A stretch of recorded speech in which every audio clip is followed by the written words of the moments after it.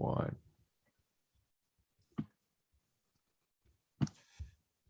All right.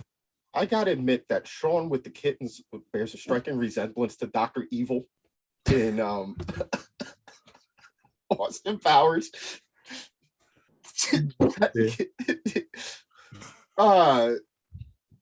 Yep. That can only mean it's time for the worst 120 minutes in all of sports podcasting. Yes, ladies and gentlemen, it is time once again for the Too Many Guys Soccer Show. We were off last week for, well, life happened. And then this week, well, instead, it was a weekend. That's putting it lightly. Yeah, I'm not, just the amount of randomness that happened this weekend is pretty spectacular.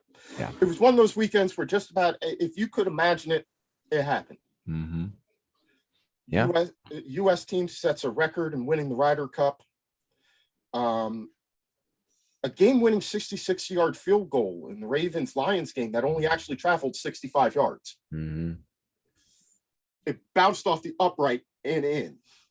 Well, it would have traveled farther. You got to remember that goalpost is 10 feet high. So yeah, but it was definitely looking like it was coming down. And Tucker put every ounce of leg that he had. So that's the new NFL record. Mm-hmm. I think he's not a big guy either. He's not that big of a guy, which is shocking. Yeah, but I think that one's going to stand for a while, my friend. Yeah. Because the fact that he bounced it in off the upright tells me that's just about as far as his leg will go. Yeah. But the fact that the guy he broke, Janikowski's 6'4", 6'5", 270. I mean, he's a huge guy. So the fact that Tucker could get that kind of length shows the technique of his kicking ability. Yeah, his technique is just spot on.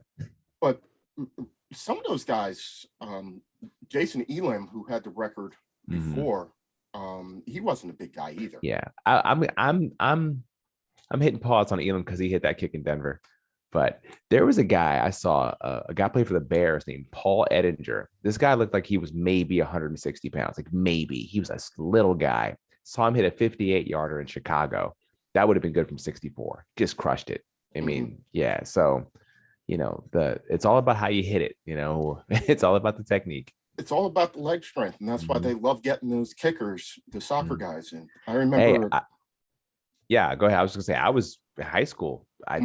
2-3 years in a row, coaches were like, "You sure you don't want to come?" And I would have had my school not been so pigheaded and allow us to play 2 sports a season. Every other school in our area would, but for some reason our school wouldn't.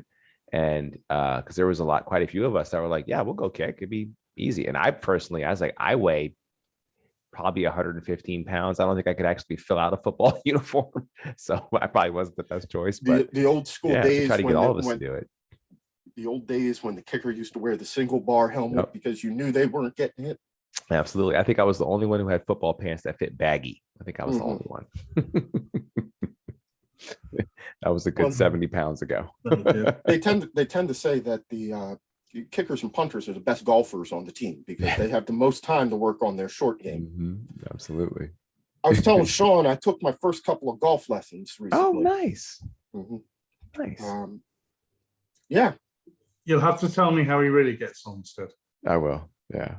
And just so you know, Mike, once you play 18, go play 18. You will never give it up. I haven't been able to play in years because of my elbow, and I couldn't get out because this summer was the first time I was able to get out in about 3 years.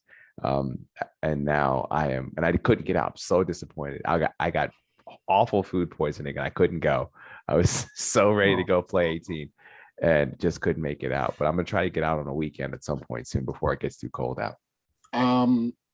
We got a couple of nice golf courses. We've been taking them over at Falls Road in Potomac, which is a nice course. And that's probably ranked 5th for the public courses in the county. There's some. Let me take you out to Poolsville. That's a good one. We're right around the corner from Northwest, and I was up there. That's difficult. That's hard. That's a challenging course. It's a 27-hole golf course. They've got the inside. They have a par 3 course on that one too. Yeah, and that was beautiful. We were up there today, or on Sunday, just at the driving range. I hit a few good ones. I'm not anywhere near ready to go out and play Just go A-hole. do it. Just go do it. That's the way to do it. I'll take you out. I'll drag you out. And I inherited a set of golf clubs from a friend of mine. So I've got this really, really super nice set of golf clubs. I mean, they're a little bit on the older end, but I have a way better set of golf clubs than I should for a beginner. You got to be careful too. If you get a set that's too good and you're a beginner, so you're all over the place. You probably, make sure that I'm better off with a bit stiffer of a shaft and a bit harder of a ball because it's a bit more forgiving because you don't have the touch. So, it's hard. Well, I figure I'm going to hang on to these clubs for quite a while. Yeah, it's the smart move. So I might as well get used to playing with them because when I go out and play, that's what I'm going to hit with. Yeah. And I suggest play with those until you kind of figure out how you swing and figure out how you hit the ball and then go get. I played with a buddy of mine set that were better than mine for, probably 4 years before I finally got my own set. But I had to figure out, what my strengths were. And then I went to a golf store and got a set that fit me a bit better. So yeah, that's a smart move. Right now, my strengths are none. My weaknesses are many, and my golf swing is non-existent. Like, I think I make Charles Barkley look good, and that takes some doing. Well, I only have one rule when I play. Well, two rules: either play well or suck fast. And drink beer. Oh, well, of course. You gotta drink beer. You got to drink. Yeah, and ride the cart. I'm not trying to go out there and get exercise. You got to be kidding me. Yeah, and so I was finally able to, I don't know what I did to my back last week, but you're getting old when you get up out of bed and all of a sudden you're just laid up for the next day because you turn the wrong way at night.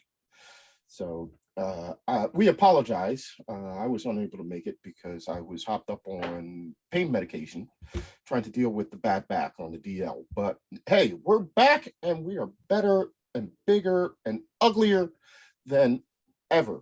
Coming off of a week, we'll be joined in a little bit by our good friends. I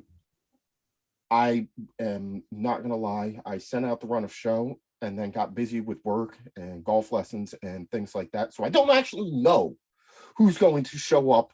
I have a rough estimate of the order that they're going to show up in, but I may in fact introduce a guest and they may not show up. I had anticipated having Carlos come on and talk about the North London derbies, but I don't know if he's going to make it. I figured G might get in, but I don't actually know if he's going to make it. So this show is going to be as much an adventure for me, the host, as it is for all of you who are listening and watching, because in true Too Many Guys Soccer Show fashion, I am the host. I put together the run of the show, and I have absolutely no clue what we're doing. It could be chock full of people and great banter. It could be the three of us just staring at each other for the next 90 minutes. You just don't know. But that's what makes us great. So, London Sean. Mm-hmm. I know you had a good weekend, other than that Ryder Cup thing. Other than the Ryder Cup thing, great weekend. In fact, the pre-weekend was quite interesting because I had the chance to have my first visit. In fact, my first ever visit in my life to what is now renamed as the new White Hart Lane. It just so happened that there was a work function on there. So as there was no football, I sort of agreed that I'd go along to have a look. Making it even worse, this particular event had moved from the Emirates to the new White Hart Lane Stadium. So I will give hats off to Tottenham. They've done a pretty good job, having spent what it is, £1 billion or something redoing it all. What was fascinating, they've got a zip wire that takes you right across the stadium, which which looked really interesting. And in fact, loads of people were queuing because they were setting up the boxing for Saturday night, the Anthony Joshua Usyk fight. So I'll give them fair credit. They've built quite a nice stadium. I did obviously stand outside, knelt down and put the curse on the new White Hart Stadium. And luckily that curse seemed to take us through to our wonderful victory on Sunday. So yeah, crescendo, best first half I've seen any Mikel Arteta team play. And North London's red, which is bloody fantastic. Yeah, we're happy for you. It's been pretty rough there. Going back to the summer, you had Arsenal and the doldrums. Uh, coming off the England loss in the finals, Arsenal starting off the season. The England cricket looked really poor against India for most of it. Pretty much all the sports that I know you to watch, you were sucking it. We were sucking it, yeah. But if we are we waiting for Lowe's to do the précis on the game? Do you not think he's gonna not show up for today's show? I wouldn't blame. I think we don't have to wait. I can always get the Arsenal perspective on that because and I'll ask him this when we get on and get the Tottenham perspective, but it is nice to get the Arsenal perspective. You said it was the best half that you've seen Mikel Arteta play. The narrative certainly changes, and that's what we go through in a typical Premier League season. It's Frank Sinatra. When I'm back on top again. Yeah. Right now, I don't know whose coverage you watch, but in the UK on Sky, they had Tony Adams as the pundit, basically. And I've listened to Tony talk about Arsenal for many years. I think in his heart, he thought he might manage the club one day. He's gone off and done management, but I don't think he'll ever manage Arsenal. But you can still see that he's Gooner through and through. He didn't stop smiling. I've never seen Tony Adams in a punditry position sit with a beaming smile on his face for about 2.5 hours, and probably for it's a shame he couldn't go and celebrate with a drink, obviously, because he's had to pack that little lot in. But if anyone had been listening to what I've been saying on the pod last year, the interesting fact that no one has brought up this season is that if the season had been only the last 19 games last year, we would have finished third, 1 point behind United and several points behind City, who put that magnificent run together.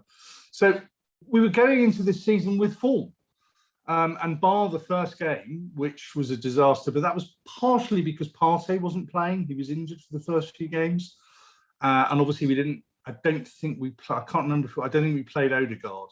But what we had on Sunday was the 11 that I think Arteta has had in mind, with obviously the chance to put on Pepe, etc. And yeah, as you just said, Mike, it's definitely coming together. The only danger is we've only beaten Burnley and Norwich, who are probably the two worst teams in the division, and Spurs were shit on Sunday. Sorry, excuse the language, but yeah, they were awful. They were. We got the Eon. We're good. But we sorry. The other thing I said we have the Eon. We're good. You can go. Yeah. It's all good. We'll cover this with Los when we get on. It's a matter in my opinion, you got two teams on opposite trajectories right now. Clearly, since their opening win against their opening couple of wins against City and then the other 1-0 victory, Spurs have been in decline. And since the international break, 3 games, 3 wins, the first 2 1-0. I would say the less than convincing performances. I thought they were a little nervy in both of those first 2 games coming out of the international break, but a much more composed, comprehensive performance. My question is,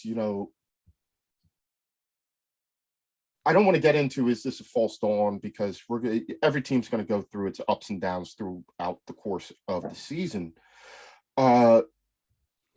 Is this, how settled is Arteta with this? And can he resist the urge to tinker and continue? Because we've seen him, and most notably, I think we've all agreed that the biggest problem I've seen with them is the switch when things get a little bit weird. He's going to go from a back 3 to a back 4, back to a back 3 to a back 4. There's no continue.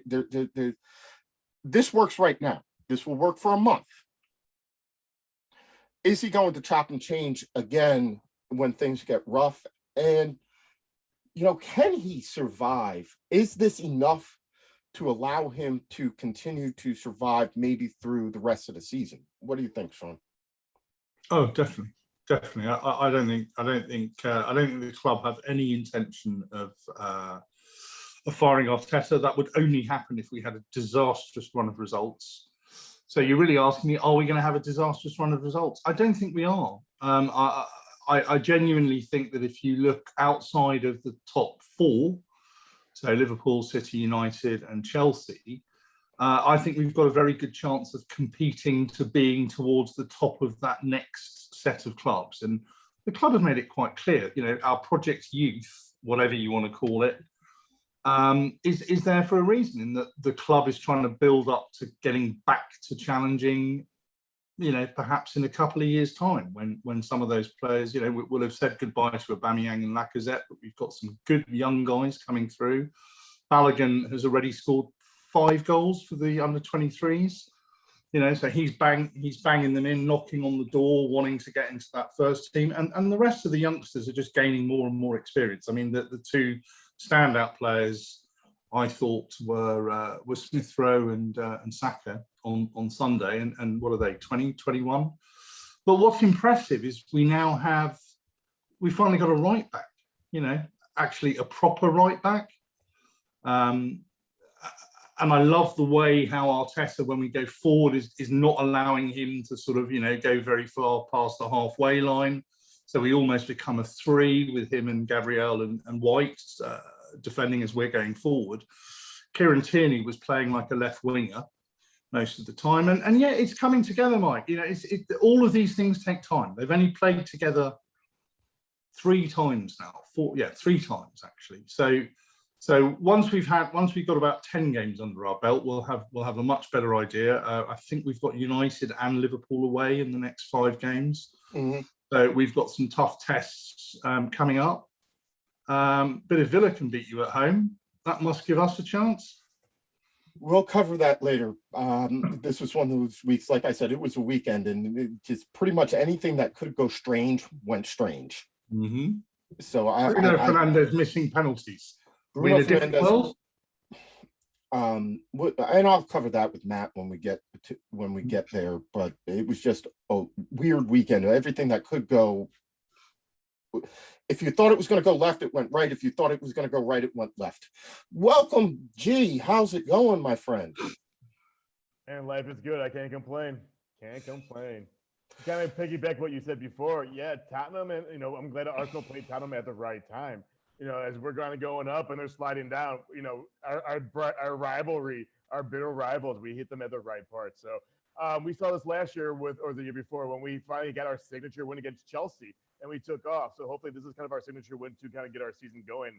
So the biggest thing is, what is our team look like? What is our identity for this year? So looks like it's slowly kind of coming around right now. So we've seen these games before where they look, magical and stuff like that. Then they, have a 3-0 against the Brighton coming up maybe this weekend. Might have a Brighton put up a 3 against us. We've seen this before. So time will tell. Time will tell what's going on with Arsenal again. So hopefully we're on the right track going up. But we've seen them kind of go reverse several times in the last couple of years. So my fingers are crossed, but we look darn good. We look a different Arsenal. We look like Sean said in our text message.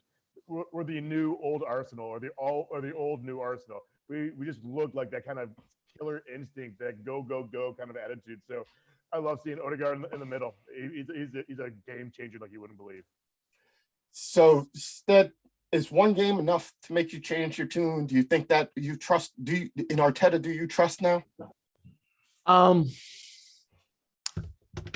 No, but that's okay. I don't have to. I think it would be very short-sighted to think that Arsenal can make moves like Chelsea can do, because you're looking around the league, not every team does what Chelsea does, and there's a reason for that. I mean, you could even say the questions that have happened with Ole Gunnar Solskjaer over the years, but the team has stuck with him, and you've had some relative success. So it would be very idiotic to get a couple of bad results, especially during a transfer window, and think that that's somehow indicative of how the team is going to perform. I am pleased, though, with what I saw this past weekend. That's the first time I saw Mikel Arteta actually have some emotion on the sideline, some real emotion. And he looked like, this is what I've been trying to put together. This is the team I was trying to build.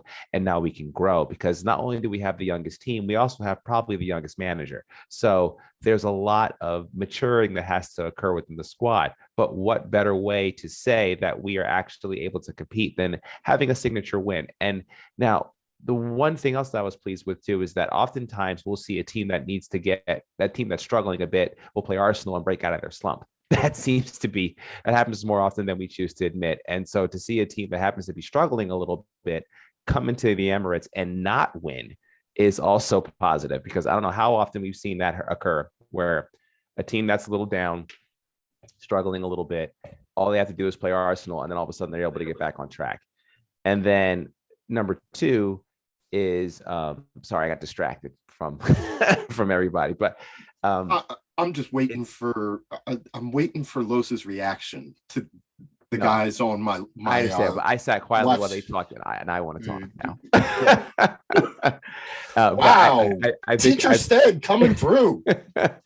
I listen while you talk. You will listen while I talk. I've had about 4 hours of sleep the past 4 days, so you have to bear with me. So my daughter's been sick, so sleep has not been something I've gotten a lot of. But in the end, it's a good win for a team that really needed it. I think, with all things being equal, that win was way more important for Arsenal than it was for Spurs. So I don't think the even with this loss, I don't think that the negative vibes that Spurs are experiencing were close to what Arsenal had been experiencing. So I think it was just, if you had to say a team who had to win, and that was often said by the pundits before the game, this is a bigger game for Arsenal than it is for Spurs. And it was very important for Arsenal to win that game. And I'm speaking from not only a fan, but also someone who can take a bird's eye view.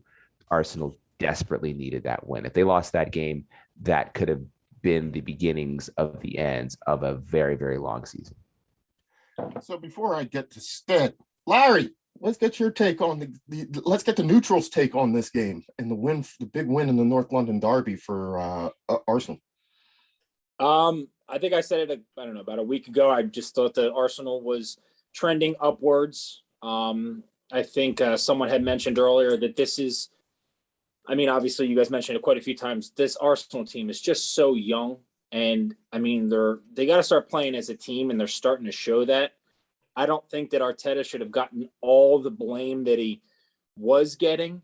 I think there was some, there were some moments or lack of emotion, like Stead was talking, that kind of made it easy to blame him or put the fault on him. But at the same time, I mean, they are so young, and I mean, maybe this is, I mean, I don't think they're going to go top of the table, but at the same time, I think they will battle in that 6-7 spot. And that's completely different than what I thought even like a week and a half ago. I thought they'd be battling for the 9 through 11 spot.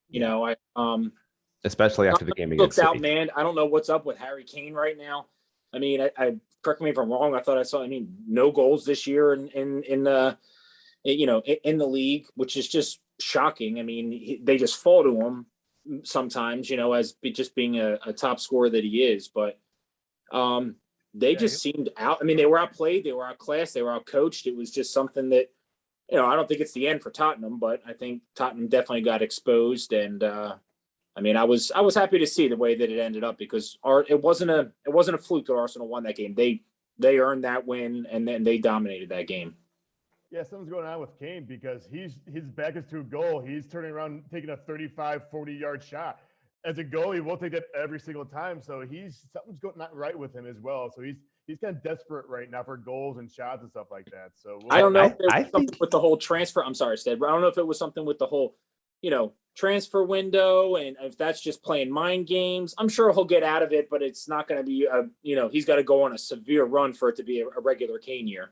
Yeah, I think he just looks a little tired, and I can't say I blame him. He's got a lot on his shoulders, not just from Spurs, but also from England. And, even if he wasn't necessarily playing, you have to think that transfer saga is going to be relatively exhausting. And he just looks tired. I genuinely feel bad for him. And he he missed a couple of shots that he normally doesn't miss. And, it's, I don't know. I was kind of like, it just doesn't look right to me. I think that he's still a human being. You know what I mean? Yeah, yeah. And I always try to make, I always remember that. He thinks that he's going. I mean, I think we all agreed that it looked like, maybe other than Los over there, but I think he even said he kind of thought that Kane would be going to City. And I mean, you go from one program to another who's at the top of the league, and then at the last second, it doesn't happen. I know he's battling through it and trying to be a loyal teammate now to Tottenham and to the town, but he's a human. You know what I mean? Like, whether he wants to or not, it's got to be impacting him. So, Los, where did it all go wrong? Well, how far back you want to go? It actually, I mean, 1961. I can tell you, no, that went well, and so did 81, and so did 81. 62, sorry. Yeah, but this is just, it's. I mean, I can tell you, when they let Pochettino go, that's when things went downhill. But let's not go back that far. Let's go ahead and go back to this past summer. Los, though, let me just say this. I think that's very fair to say. I do. That's very fair to say. Yeah, that's where it all went downhill. But anyway, let's go back to this summer. Yeah, Kane was supposed to move on, and everyone felt he was going to move on. We all thought he was going to move on. We hoped he wouldn't, and we'd hoped he'd stay, and he would be the Harry Kane that we are accustomed to, and that hasn't happened. He's stuck around, but he's not playing his best game, and I'm not exactly sure what the problem is, except maybe it's psychological. He just feels like he should have been. He was already gone. He did his victory lap at the end of last season in the Tottenham Hotspur Stadium. Went around and applauded the fans as he was going around, tears in his eyes. Realizing, hey, I'm not going to be here doing this next year. And then all of a sudden, well, you're back. I guess it's kind of playing on his psyche. But if you want to talk. What's wrong with Tottenham? They just aren't scoring. They just aren't. The defense is in shambles. I'll be honest. Over the summer break, there was of Tottenham going after Tomiyasu, the right back for Arsenal, and they didn't, because Japhet Tanganga had been making strides. But in hindsight, they probably should have gone for him, because that guy is really good. And he pretty much changed Arsenal's game plan just by himself, just with the game he played. So it was very, yeah, that's my thumb. I fed her. I swear, I fed her already. But that to me was that's the game changer right there. That guy, he can play. And let me say this: Tomiyasu did that the week before too. I mean, you saw a player that hadn't necessarily figured out exactly what his role was in the tactical situation of the team, but he's a defender through and through. And when he noticed he was out of position, he just got back immediately. And occasionally you'd see he was a little surprised to receive a short pass, and he adapted. But he stayed true to his position. And that was very, very comforting. And I agree. I think he's completely changed the tone of the defense. And he's given a player like Kieran Tierney to go up, because then they can easily shift to a back three when it's necessary, because Tomiyasu is not going to do that. And he doesn't have to. Yeah. The defense for Spurs is just, it's in shambles. Tanganga, getting back to him for a moment, he got the send-off against Crystal Palace. It was stupid. It was just dumb. It was young kid stuff. And if he was a little more mature and a little more of a thinking man on the pitch, he wouldn't have fallen right into that trap of getting the second yellow almost immediately after getting the first one. It's just one of those things. You get the first yellow, well, then you kind of go on the FBI, witness protection program, and you stay out of sight. So you don't want the referee, even though you're there. But he came right out and made a hard tackle, and that was second yellow, and goodbye. That was a problem, and that comes with maturity. And I imagine that will be better for him. He's not a bad back. He really is. I mean, Man City would tell you how good a back he is. Okay, just throwing it out there. I mean, because he took care of not one but two Man City players in that first match of the season. So he had a great game, but since then it's gone. Hasn't been. We kind of expected, that's going to be the standard. Well, apparently not. It's kind of slacked off a little bit there. Midfield. Fortunately, this last game, they did not start Harry Winks and did not have him on the bench. Thank you very much. Good God. But they did not start Brian Heel. They did not start Giovanni Lo Celso. Lo Celso didn't even get in the game. So I'm sorry, Norton just wants me to update my crypto thing. So whatever. I'm not sure what Nuno was thinking. I don't think Nuno even knew what he was thinking. He even said so in the press conference, saying, yeah, I put out the wrong starting 11. Well, yeah, you sure did. It was an offensive squad, which is great. But the problem was they run out of gas quickly. And so they don't have, for example, and I hate to go back again to the days of Pochettino, but they were doing 2-a-days. And so they had gas enough to last 90 minutes. But now they had gas enough for 30 minutes last week and 15 minutes this week. And that was it. And then, of course, we got a goal in the second half, but that's only because Arsenal put the gas off. They went ahead and said, oh, we got this game. It's 3-0. They scored a goal. Well, it's no big deal. We're still going to win this thing. So they weren't really trying. So we got a goal against a team that wasn't really putting forth their best effort in the second half. So to me, that doesn't mean anything. We have a problem scoring goals. We need to score more goals. We need more creativity in the midfield. We need more stalwart defense. And that's where we're at. And we're sucking wind right now. That's about where we're at. No, I've got a question for you. I obviously am in lots of groups with lots of other Spurs fans on WhatsApp. So an hour before the game, when the teams were announced, I'd asked them, is this your best 11? And all of them agreed before the game that you were putting your best team out. So you didn't ask me, sir. You didn't ask me. No, I didn't. So you would have said no. I would have said no. I would have said so no. What is your first 11? What is your best team out there? Well, I like Højbjerg as a defensive midfielder. I like him where he's at, kind of the stopper sort of role. We can play three backs, and we've done it before. We can be effective there. So you have, as of right now, our best right back. No, it's Japhet Tanganga. He's the best guy right now. That of course remains to be seen because we got we picked up Royale from was it Barcelona, I believe, but we haven't seen him, but maybe 20 minutes. Can I see him for like a full game? Can we get him out there, to play for a while and see what this guy can do? Because maybe there's something there that that I just haven't seen yet. I like Sergio Reguilon on the left wing. I like him. He's a good back, and he likes to come forward on the attack. Has a sweet cross when it's there, and when it isn't, well, you can tell it isn't. So you can see why he's a defender sometimes. In the center, I don't know what Mourinho saw in Eric Dyer, but Dyer, he's our center guy, along with Davison Sanchez. Those guys, the two of them, and Sanchez, though he can give up some really crappy tackles at the wrong time in the wrong place, and then we're doom and gloom again.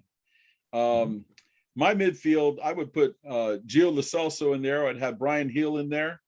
I like, let's see, who else we got? Dele, I like, but Dele is now is showing glimpses of the Dele of old, because he didn't have that. He didn't have that Can underneath you get a Mourinho. message to him as a man who had dreadlocks for a better part of 10 years? He's got the worst looking locks I've ever seen in my life. Where did he get those from? They I look don't know, terrible. but he dipped the I color. put those in the dog bag after when I take Lisa's dog out in the morning. They're the worst looking things I've ever seen. And I'll tell you where he gets it from. I've never been to White Hart Lane. I've obviously been to the Emirates and Highbury millions of times, and I was just shocked at the housing around the ground. They're like, it's like they built a stadium in the middle of a council estate. So where he gets the bad locks from is if you look at the shops down that high street. Whoa, some of those hairdressers look. I mean, he could have come to me. I could have given him some beeswax and had him looking somewhat respectable. Exactly. Jeez. Well, Delhi struggled under Mourinho. Okay, Mourinho didn't like him from the beginning, and if you saw the All or Nothing Tottenham miniseries they had on Amazon, you saw Mourinho essentially picking on Delhi from the beginning, from the get-go, and he was doing it as he said in a way of trying to get the best out of Delhi and kind of edge him to, hey, I got to be better for this guy, and it actually turned Delhi the other way. And so now under Nuno, Delhi seems to have a second life, not quite what he was a few years ago, but maybe if we get a bit more of a spark from him, things could turn in the midfield. I'm going to say something that's not very popular with the Spurs fans, but I'll be honest, Harry Kane probably should have been subbed out in the game this past weekend, because he just wasn't doing it. It just wasn't happening. And you have the young kid on the bench, Dane Scarlett, and I don't think anybody really wanted to put the young kid into this derby, that has gone, for decades, rivalry. Do you want to really put like an 18-year-old kid out there? And I'm thinking, well, maybe you do. I think you kind of get him out there, get him a little hungry, and get him out, see what he can do under the pressure, and maybe he'll generate some sort of spark in the offense. Harry's not sparking the offense. Now I'll be honest, the first two goals, we stunk up the joint.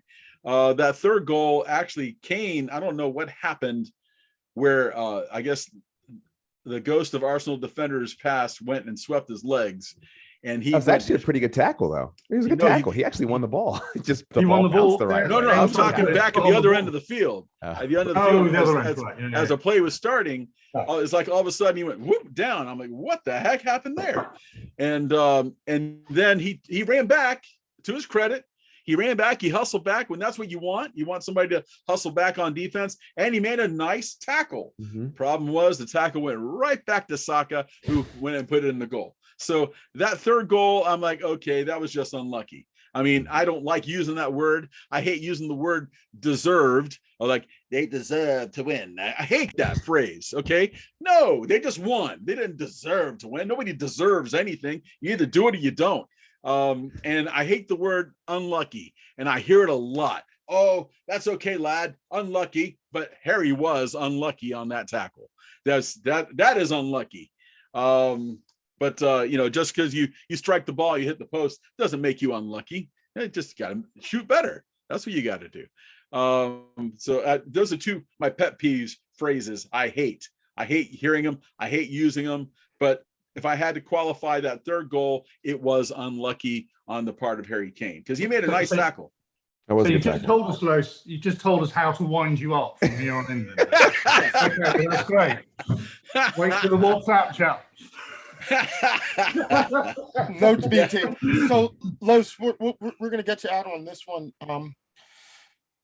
Can Nuno fix this? Oh, geez, I don't know, man. I don't know. You had hopes. You saw what he did at Wolves. He was able to generate, get promotion, and get them to stay up there for a few years, and did an actually admirable job. I mean, I enjoyed. First off, let me say this. I'm not really a Wolves fan, but I love the Wolves logo, because I'm like a math teacher, and they got the sharp segments and all that, the triangles and and I'm like, oh, that's just the coolest logo.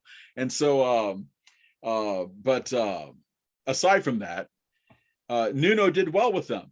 And for whatever reason, he felt he had done, I guess, as much as he could do with them and decided to leave. And it looked like he wasn't going to be coaching at all. We pursued him at the beginning. He turned us down initially, and we went and pursuing other people, and nobody wanted the job, that's another thing too, because you read about the Spurs fans saying, Nuno out. Who's going to be back in? Who are you going to put in his place? You got Nuno now. We know that conversation all too well. It's you take him out, and then who comes in his place? Who's there? Who's going to be there? Eddie Howe. We just had this conversation about Mikel Arteta, 3 weeks ago? Yeah. If you take him out, who are you going to put in his place? As I said, go get Eddie Howe. It's not like you got a bunch of coaches chomping at the bit to take on the team from North London, But whichever team you want. Conte hasn't turned us down. Yet.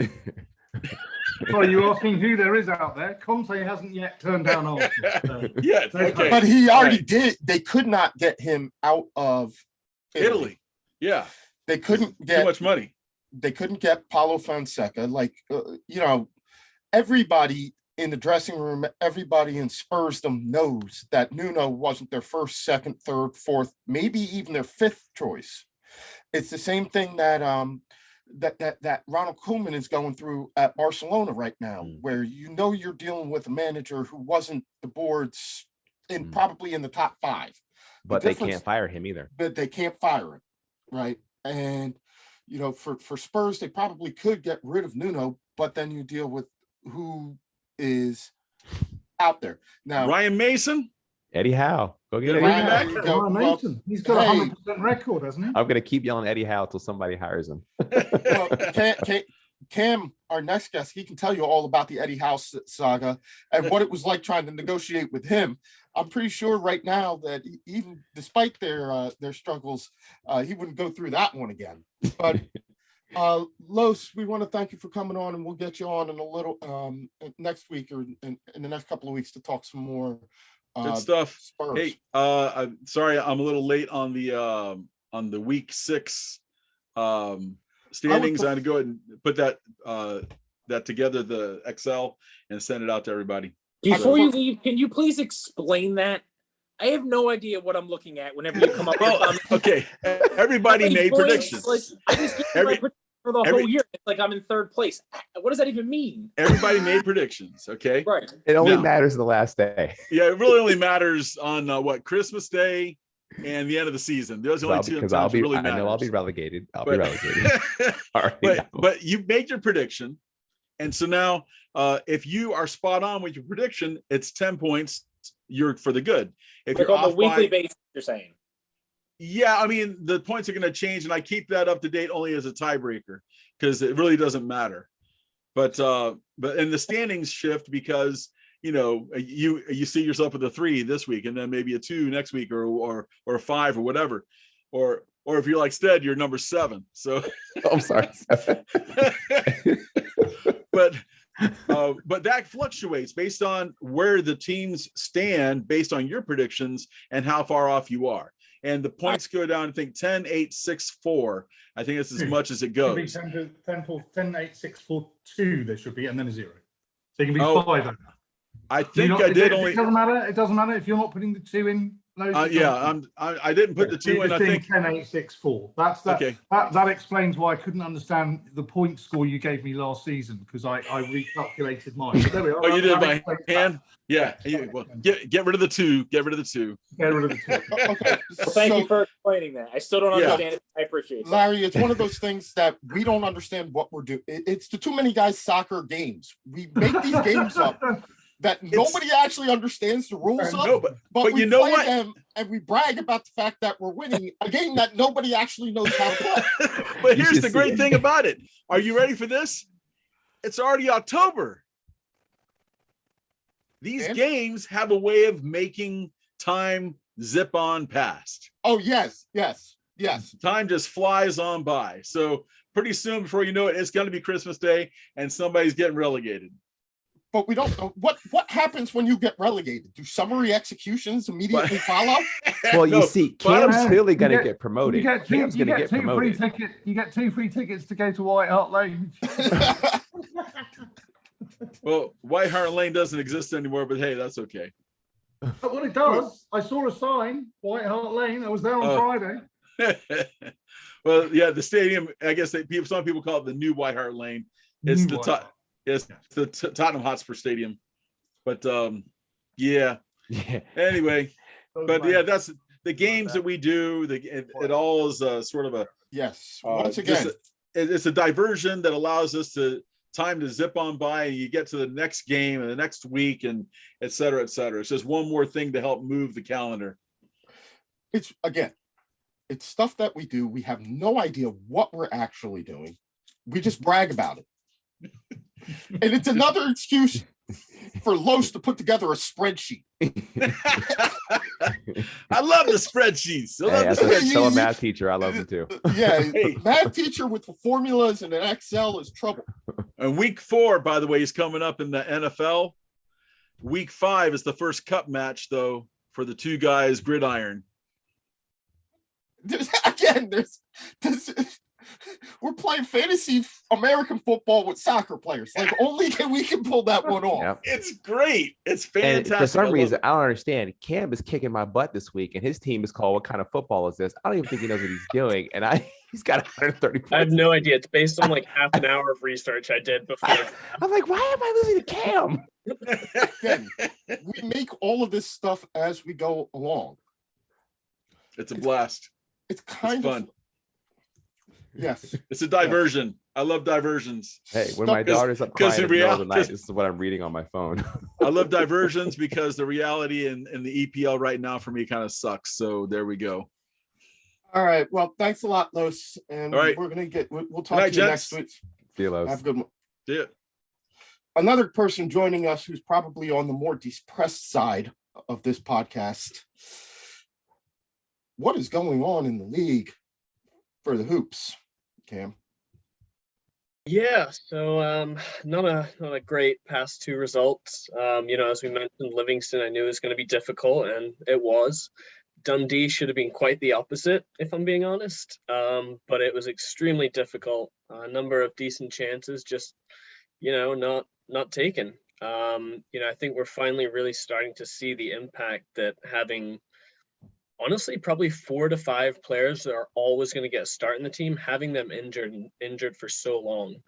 Our attacking options right now are Yeti, which would be my like 3rd string attacking option, if I was being honest. So definitely seeing the injuries, I think, have a big effect here, as well as, Angie still trying to get his model in there with, a limited player base that he does have. So it's, it's a slow start, but I do have to say, I think the Scottish Premier League is the only league in the world I know of where we're 2 games behind first place, 7 games into the season, and everybody's like, Rangers already have it. There's no chance. Celtic have no way they're going to get back up there. And 7 games in, we're 6 points behind them. I guess it's the Scottish Premiership way, but we do have some ground to make up, but it's definitely doable with the old firms. So give us a general feel for how the SPL is going. Like you said, Celtic will get the old firms back. We've talked about it. So actually, let me back up a little bit. It started off a little rough, then it got really, really good for Angie. Now it's going a little bit, the natural ebbs and flows of a season. What's the general feeling amongst Celtic supporters as to the job? Do we still feel confident that he's the guy to lead us? Is there any feelings of doubt? Is there anybody yet who's pushing the Ronnie Delia panic button? Yeah, so I think, as I told you, when he first came on, it was kind of, they were questioning who he was, his pedigree. But then the kind of energy he brought into the club got a lot more people on his side. Post Dundee game, I'm now starting to see a lot of people saying, You know, he's had his time. He's had his time to get used to the team. You know, the style of Scottish football, Celtic. But he's not quite there yet. He's not up to speed, I think, where a lot of people saw him. So now we are starting to see these fans creep out, you know, on social media and say, you know, should we already start looking at another coach to potentially take over if we have to? You know, as you know, with Brendan Rodgers, Neil Lennon, every time these guys leave, there seems to be a panic to find a new coach and one that we think can handle Celtic. So, you know, I think people are kind of living, you know, that same memory again in their head and really looking for either Angie to really start winning, to pick up some of these, even these simpler games, and start winning them. I mean, he's got difficult games coming up. You know, he's got Leverkusen coming up next. He's got Aberdeen, who, you know, they've been decent so far this season. We have Motherwell then, who are fourth. You know, obviously these are not big name teams to people outside of Scotland, but these are teams that generally do pretty well. And with how he's been doing, I think he's going to have a difficult few weeks. And I think this is really the time when he needs to convince the fan base. And I think it's unfortunate that he's coming into, number one, a game against Leverkusen. You know, that could be a real morale killer. So, you know, I think it's now coming to the point where Angie's really going to be judged if he can pull something out of the hat over the next few weeks. Give us some insight into the SPL outside of Glasgow. Yeah, so as we know, unfortunately, Rangers are still sitting up there on top. But we've seen some really good play from Hearts and Hibs. You know, the Edinburgh Derby was hard fought. It was a really, really good game. We've also been seeing some good football from, surprisingly, St. Mirren. You know, St. Mirren and Motherwell have put up some really good games this season. And I think it was St. Mirren last week. They played Rangers, and it was a fight to the death. And, you know, I know I've spoken many times about, I think, the increasing quality of teams in the SPFL. You know, and I'm not comparing them obviously to La Liga or, you know, EPL or anything like that. But I think over the past few years, we've seen a lot better internal player development at some of these clubs. You know, the first guy I think of is Nisbet, who plays for Hibs. Young guy, really young guy. He's come up through the academy there. And he's already playing for Scotland at the age of 19. And I think we were seeing other players in Scotland coming up through these academy ranks. You know, Celtic themselves started, I forget what they call it, like a B team essentially. Some of these other clubs are looking at doing that. So I think the pedigree in Scotland is slowly getting there.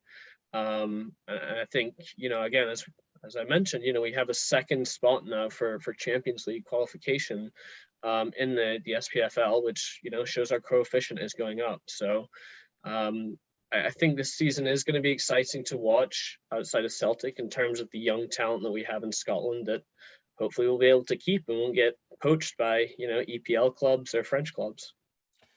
All right, so we want to thank you for coming on and giving us the update on Celtic and the SPFL, and we'll get you back next week to talk some more from the land of enchantment and unicorns. Hopefully it'll be positive. Hopefully it'll be positive next week. So I don't know how much more. I want to throw something out there. I know that that Bayern. Hold on a second. I know Bayern Rob has talked about us following a team from a specific league somewhere, but I think all of us should pick up an SPL team and outside of Celtic Rangers and just kind of follow them a little bit. I think it'd be fun to talk about because I agree. I've been watching as many highlights as I can about the SPL, and it's exciting, and the fan involvement is really, it's on par with what you see in any other place. I think that's the spot where I'd love to go and watch a game. So I see everybody starting to take teams already. I'm gonna, since Lopez isn't here, you guys got to get in there quick. There's like 4 or 5 that you're really gonna want to pick. No, I get to make the spreadsheet this time. So, so Byron Rob already took Hearts. I'm mad. I know. That's the team I wanted with Hearts. That's all right. I want Aberdeen. I took Aberdeen because, as I recall, their nickname is the Dons, and any team that's nicknamed the Dons and was managed by Sir Alex Ferguson at one point is all right with me. In fact, they are the last team to win the SPL, the Scottish Premiership, outside of Celtic and Rangers. Coach G, go for Hibs. Go for Hibs. Doesn't even know who they are. Is there a team that's based on like straight money and everybody hates? Yeah, that's the team I'm taking. Gretna, but they went out of business. No, we'll give you Rangers, Larry. No, I'm not allowed to have Rangers. That's like taking the the Yankees whenever in the 90s and 2000s. But that's like taking the Patriots. You give them too much credit. Well, at least right now. Well, it isn't like it depends on which Rangers you're taking. Remember, you did go belly up. Take the 2011-2012 Rangers. Quality. I promise quality. Yes. Yeah, they were in the third Way to division, win. I believe, that season. Yeah. 4 years.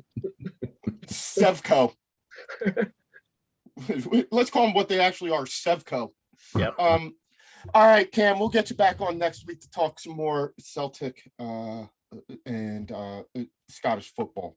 Thanks for coming on. And we're going to switch now across the North Atlantic and go to our good friend Byron Robb, who is looking very Oktoberfest today. Frost. Yes.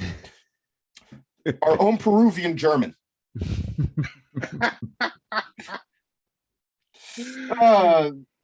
Another week, another win. The Bayern train keeps chugging along. Geez, that is like the biggest thing. What is that you were drinking? Is that Hefeweizen or Paulaner? Yeah, Hefeweizen. It is a Palana Hefeweizen. Mm-hmm. Really go. You went all out for the German thing with the German theme for Oktoberfest. It is Oktoberfest. Come on. I mean, there's no official Oktoberfest this year due to the pandemic, but we're all celebrating here. I went to an Oktoberfest in Delaware, and I had a blast, and it was fun.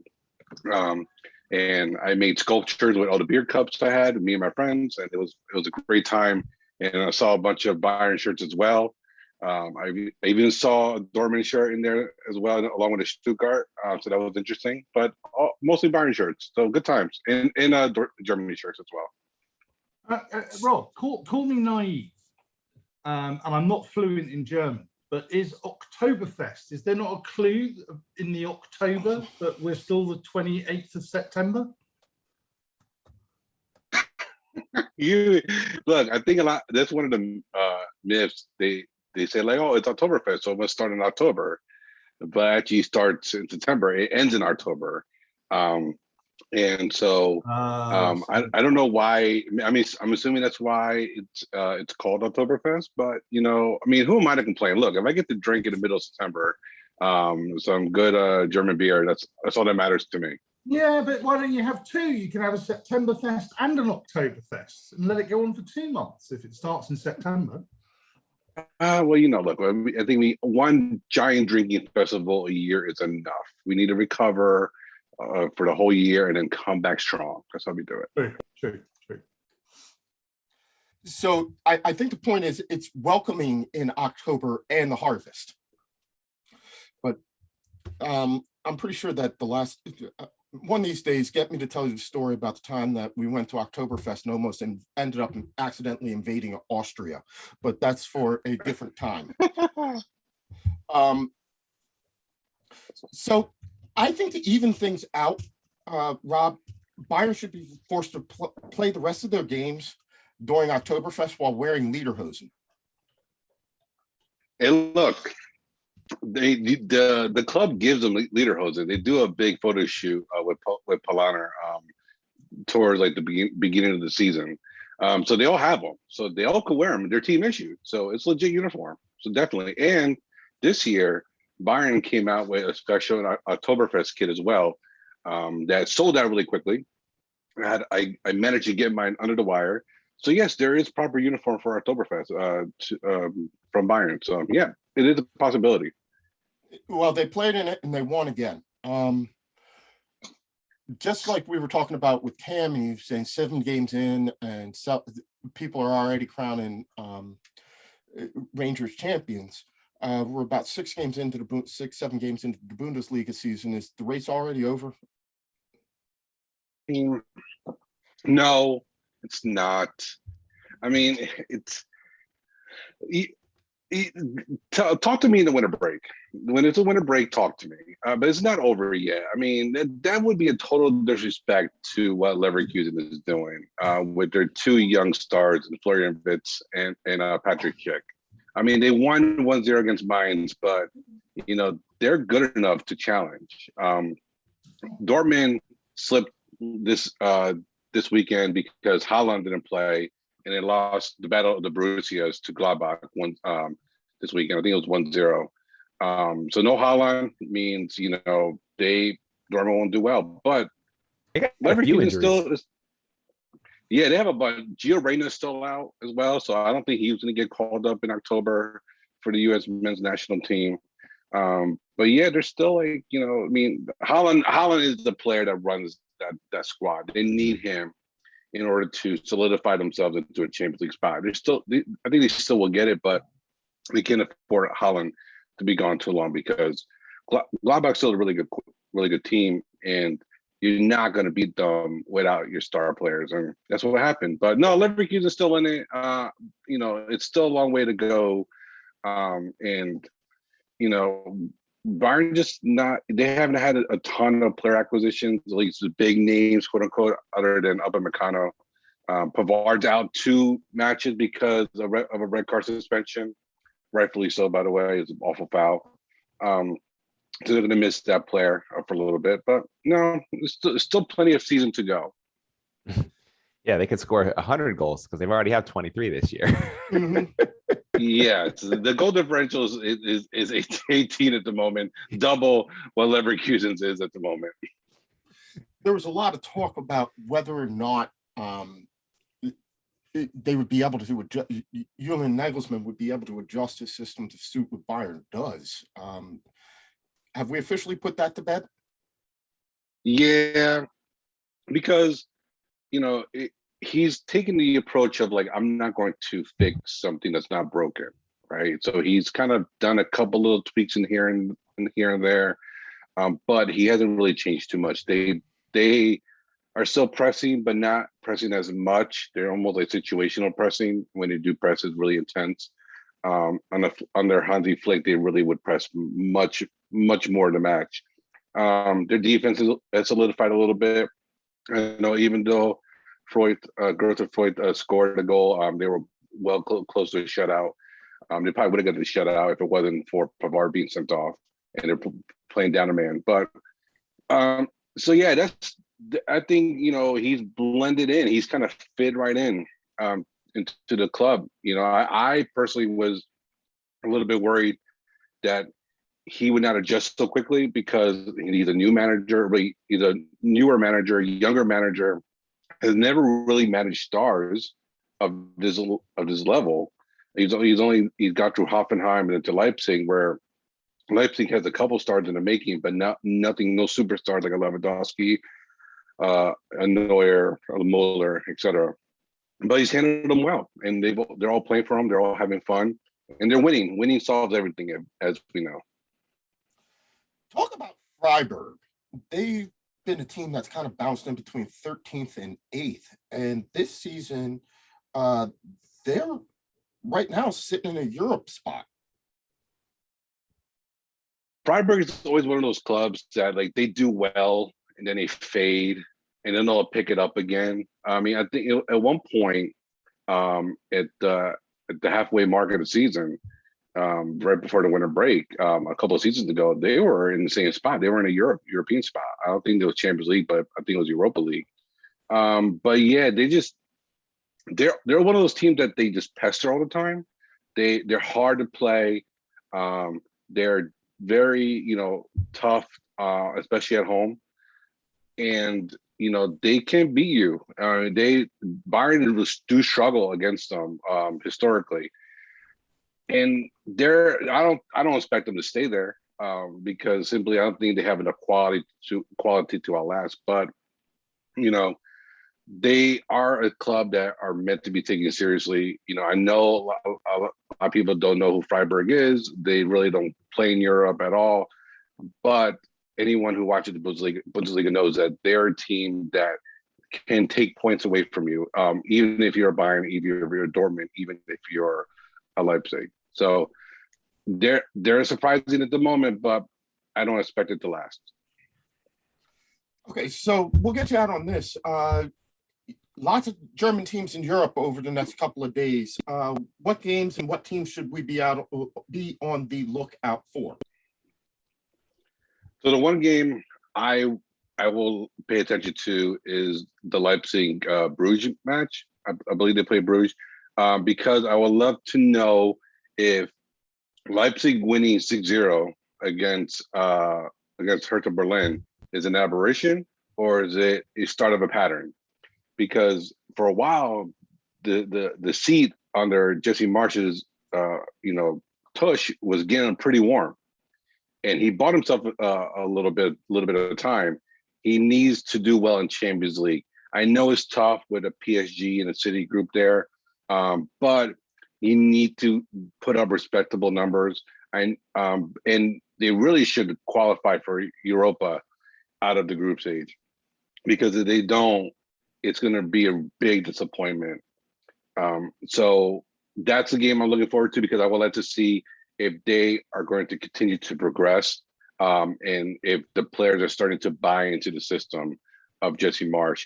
Tyler Adams did not play this weekend due to a knock. I hope he plays this weekend, but they did really well without him. So we'll see. So that's what I'm looking for, because obviously Jesse Marsch is the American manager. People are looking at him for a potential star manager in the making from America. But he needs to get it right here. He needs to right the ship at Leipzig. So that's the one I will watch this weekend. All right. Thanks a lot, Rob. And we'll get you back on next week to talk some more Bundesliga. Auf Wiedersehen. Auf Wiedersehen, and enjoy your beer. I'm wondering if next week he's going to show up with the boot. Well, He needs look, to get the Das Boot. Yes. only if it's fashionable. You see, he's rocking the new hats now. I'm sure Ryan Rob's got something else up his sleeve. Oh yeah, I mean, well, and the other thing is, I don't think he's completely gone yet.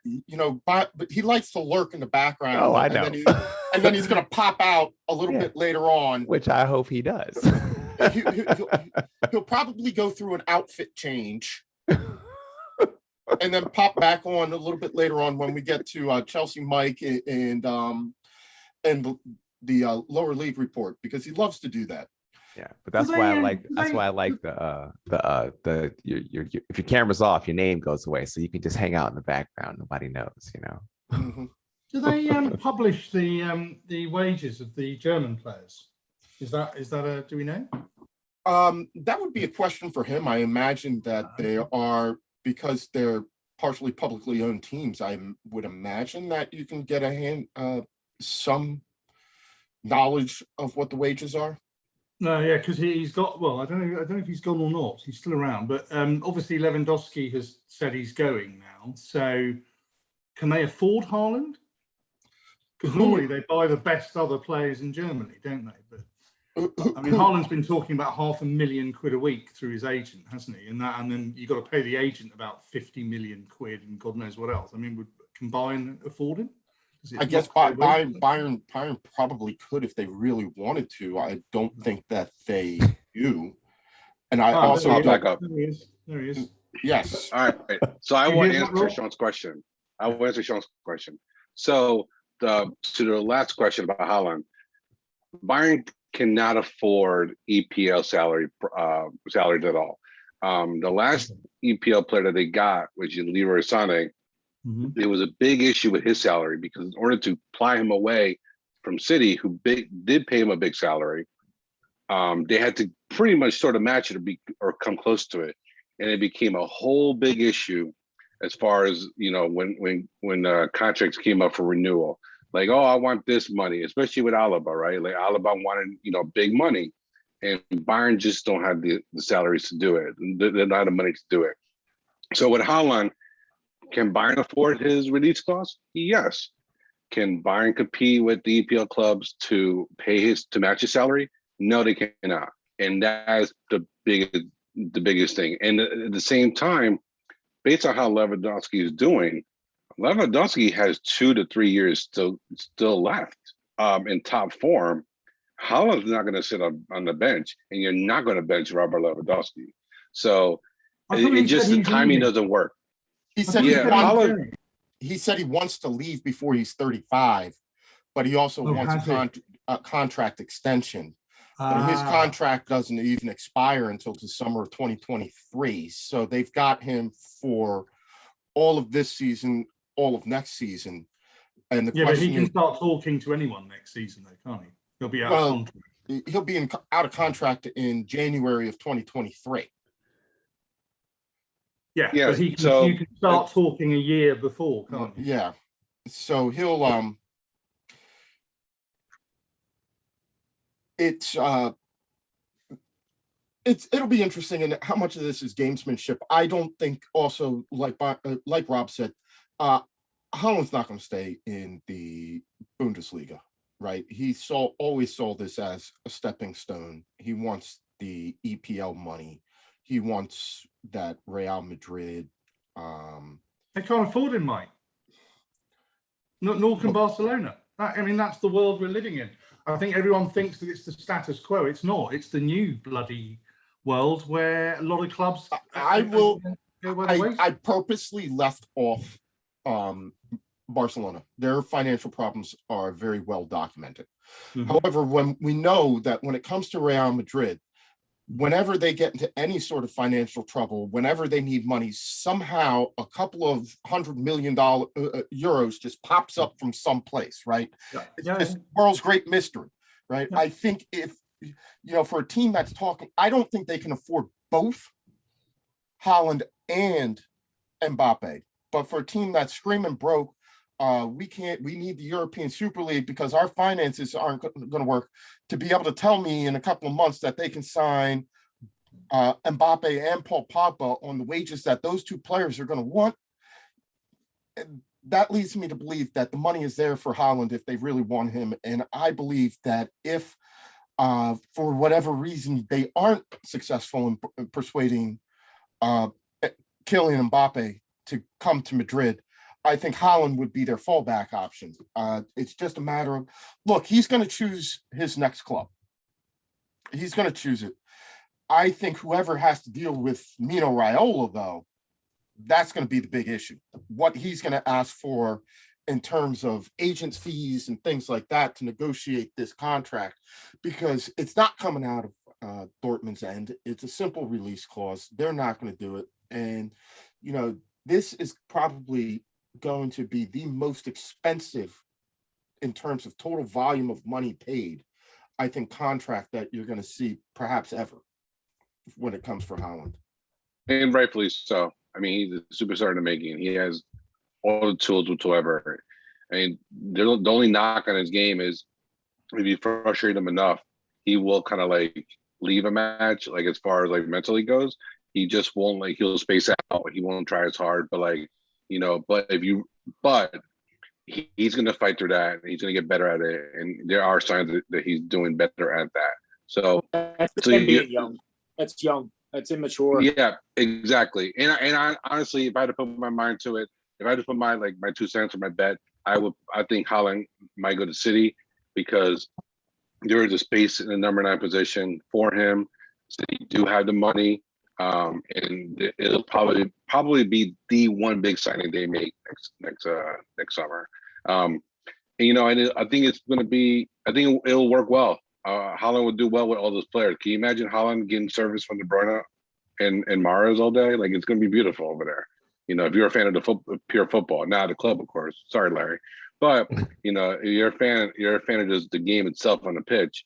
That's going to be just wonderful to watch. So, I wish Haaland the best. I wish Haaland stayed in the Bundesliga, but I'm glad, he spent some good years here and he's wonderful to watch every week.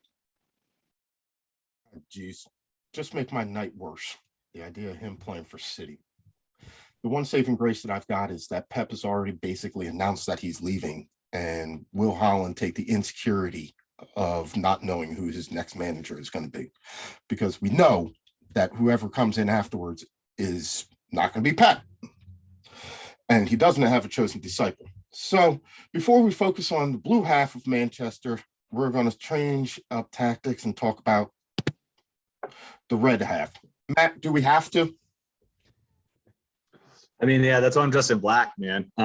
It's just a somber mood now. It's just not great. And to get my point across, I'm going to use some visual cues because the heat is on Ole right now.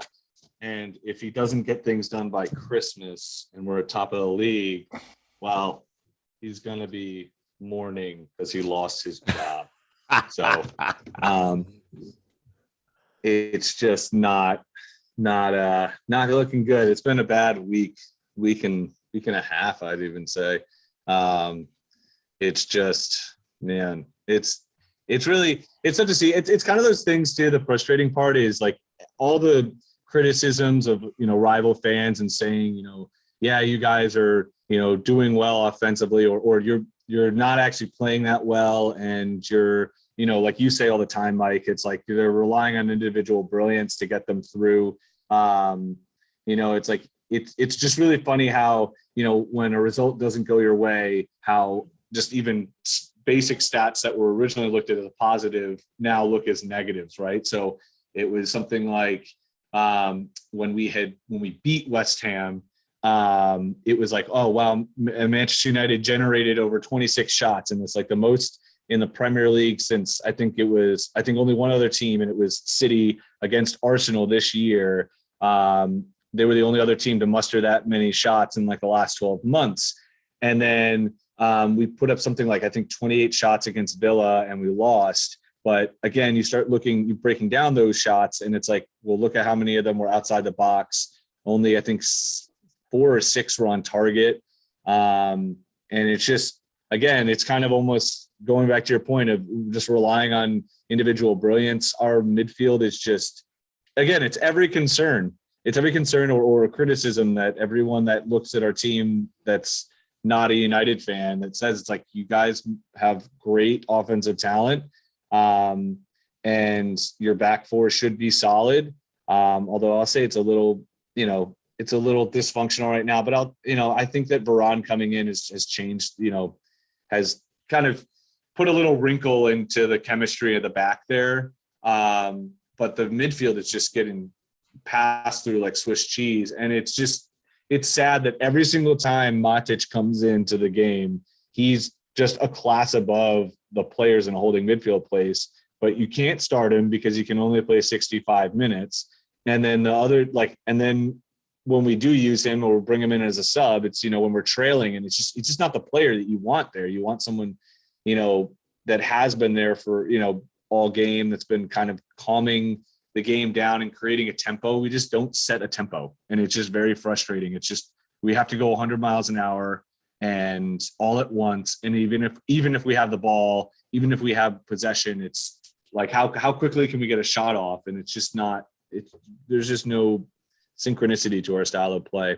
So it's very frustrating. And I've ranted. I will let you speak a bit. It's just frustrating because it's there on paper, but we're just not getting it done. In the words of Kenny Mayne, they don't play games on paper. They play them in tiny boxes. Yeah. They play them inside of TVs.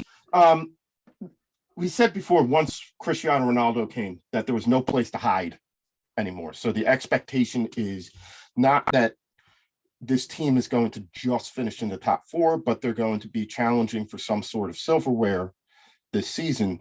And the first opportunity that we had, they tripped. Right now, at one point in time, I was watching a Villa game, and that was just a case of, you have those games, we all know them, whether you're a United fan or an Arsenal fan or a City fan, you're going to have a couple of games where just everything that can go wrong does. Mm-hmm. Right? Luke Shaw getting injured, Harry Maguire getting injured, Bruno Fernandes missing a penalty.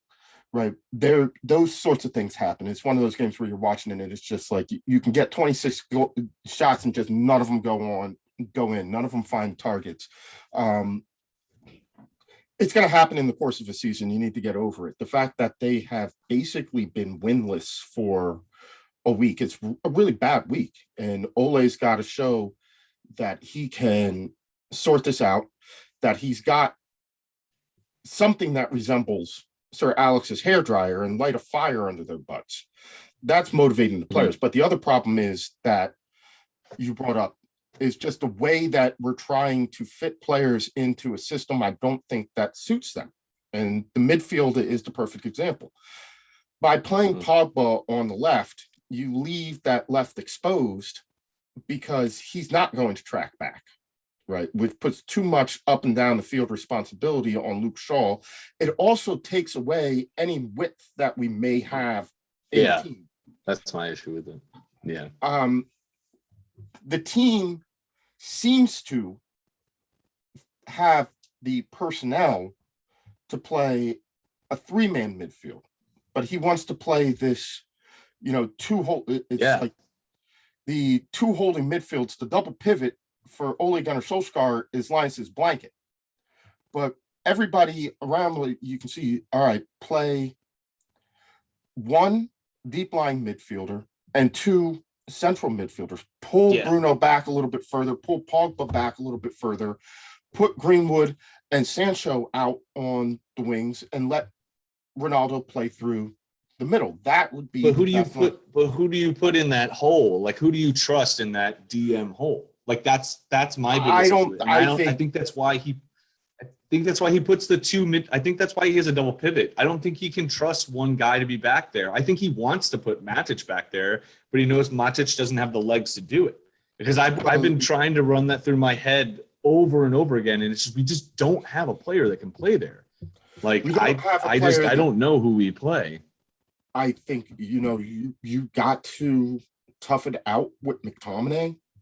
You've got to let Matic play the 65 minutes that he can, or the 60 minutes that he can when he can, and bring on Fred or McTominay later. They said, or go shopping in the winter and do it, but that's got to change. We've had the opportunities to get those players, and he didn't do it.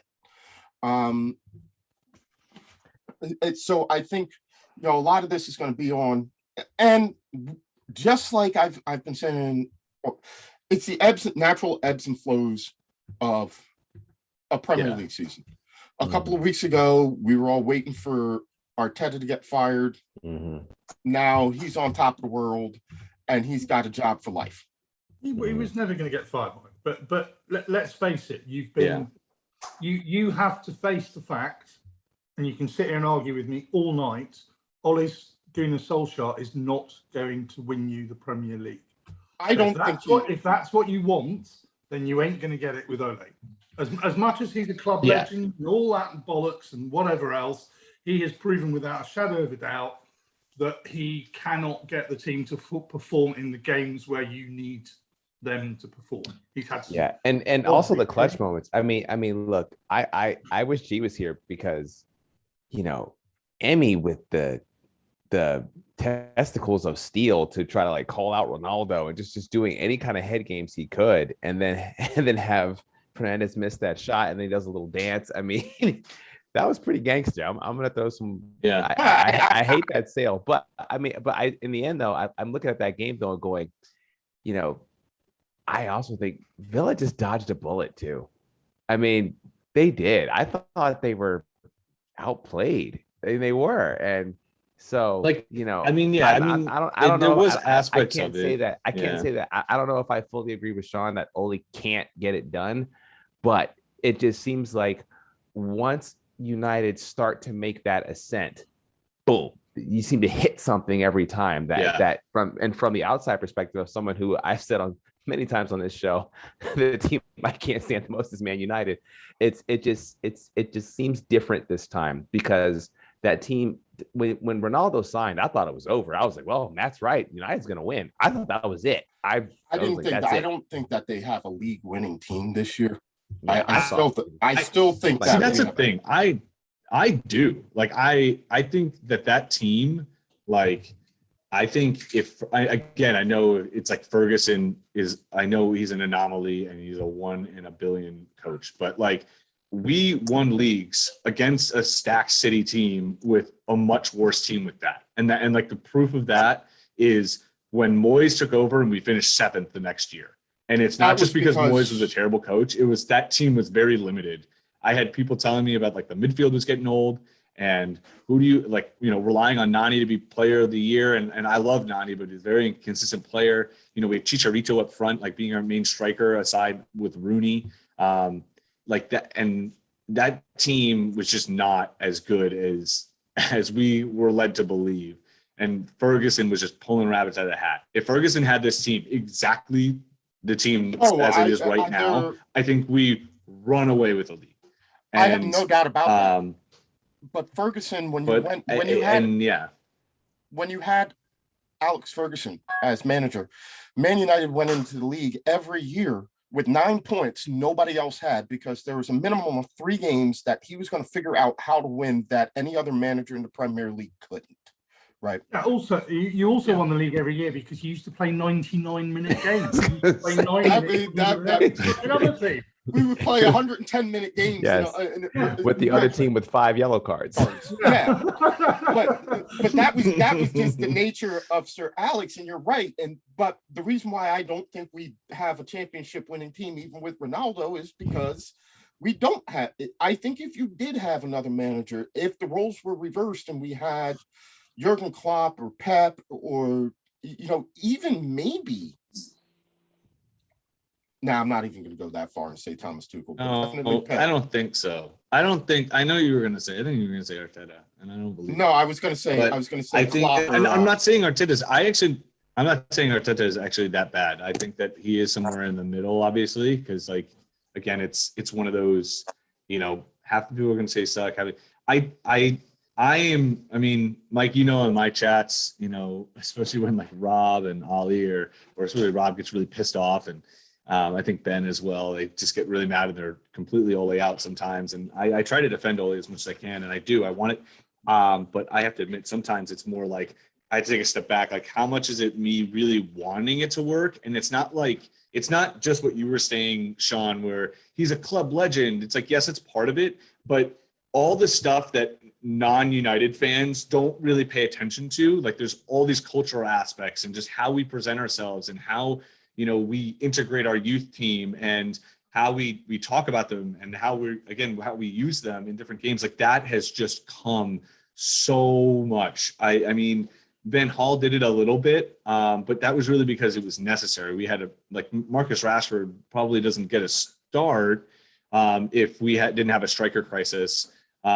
Because while it was said at the academy, people were like, oh, you're really high on him. He was not touted like you hear from Greenwood. Like we did when he played against, I forget, Metalland or whatever they're in Europa League.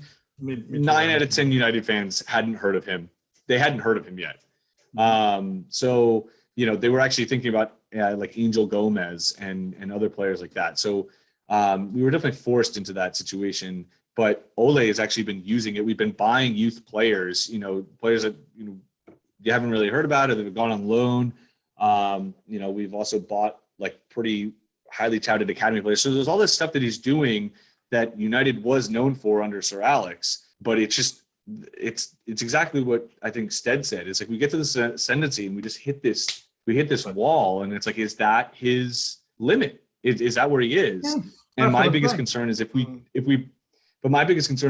bring someone else in like Conte, like someone brought up a really good point of, how many players are leaving Chelsea, and that all started like because of Conte not using them. And that's all, he planted that seed. And Tuchel is like, to this day, is still trying to figure out how to integrate Chelsea's amazing youth system, because Conte just wouldn't do it. And then they have all these players like Musiala who left, and Cho was going to leave as well.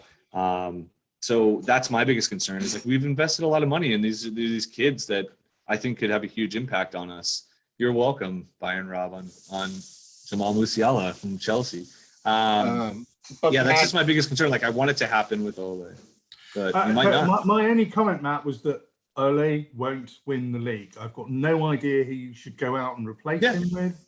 But I agree. I think if we fast forward 12 months, we'd be having exactly the same conversation if Ole is still in charge. I think the thing about that you brought up with the youth system and integrating that and the scouting and the buying young players and really developing and the general culture around the club, that's all well and good.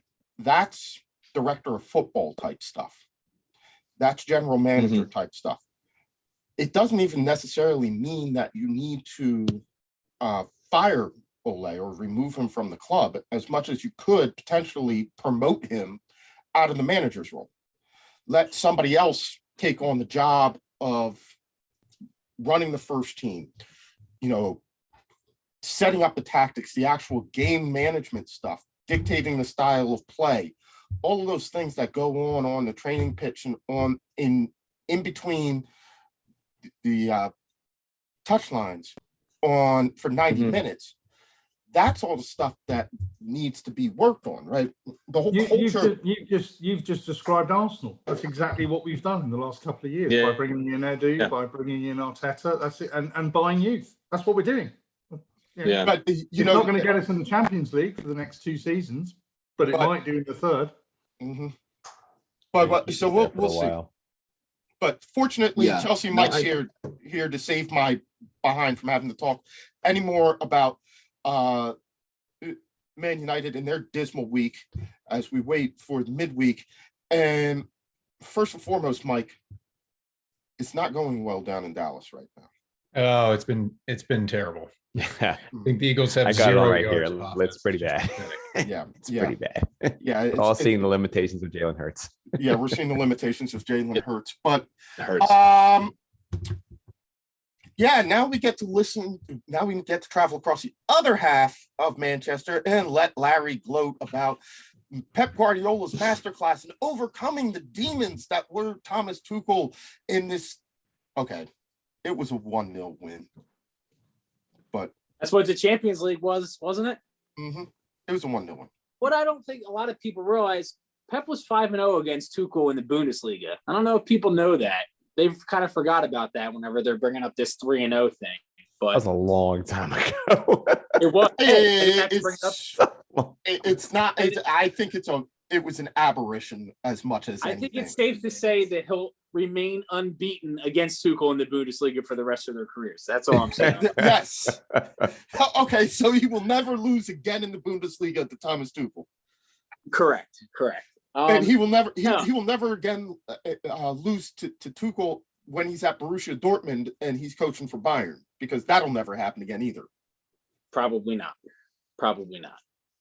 No, I mean, the game was. It started off slow, in my opinion, and then they went through stretches, especially in the second half when it just started opening up back and forth.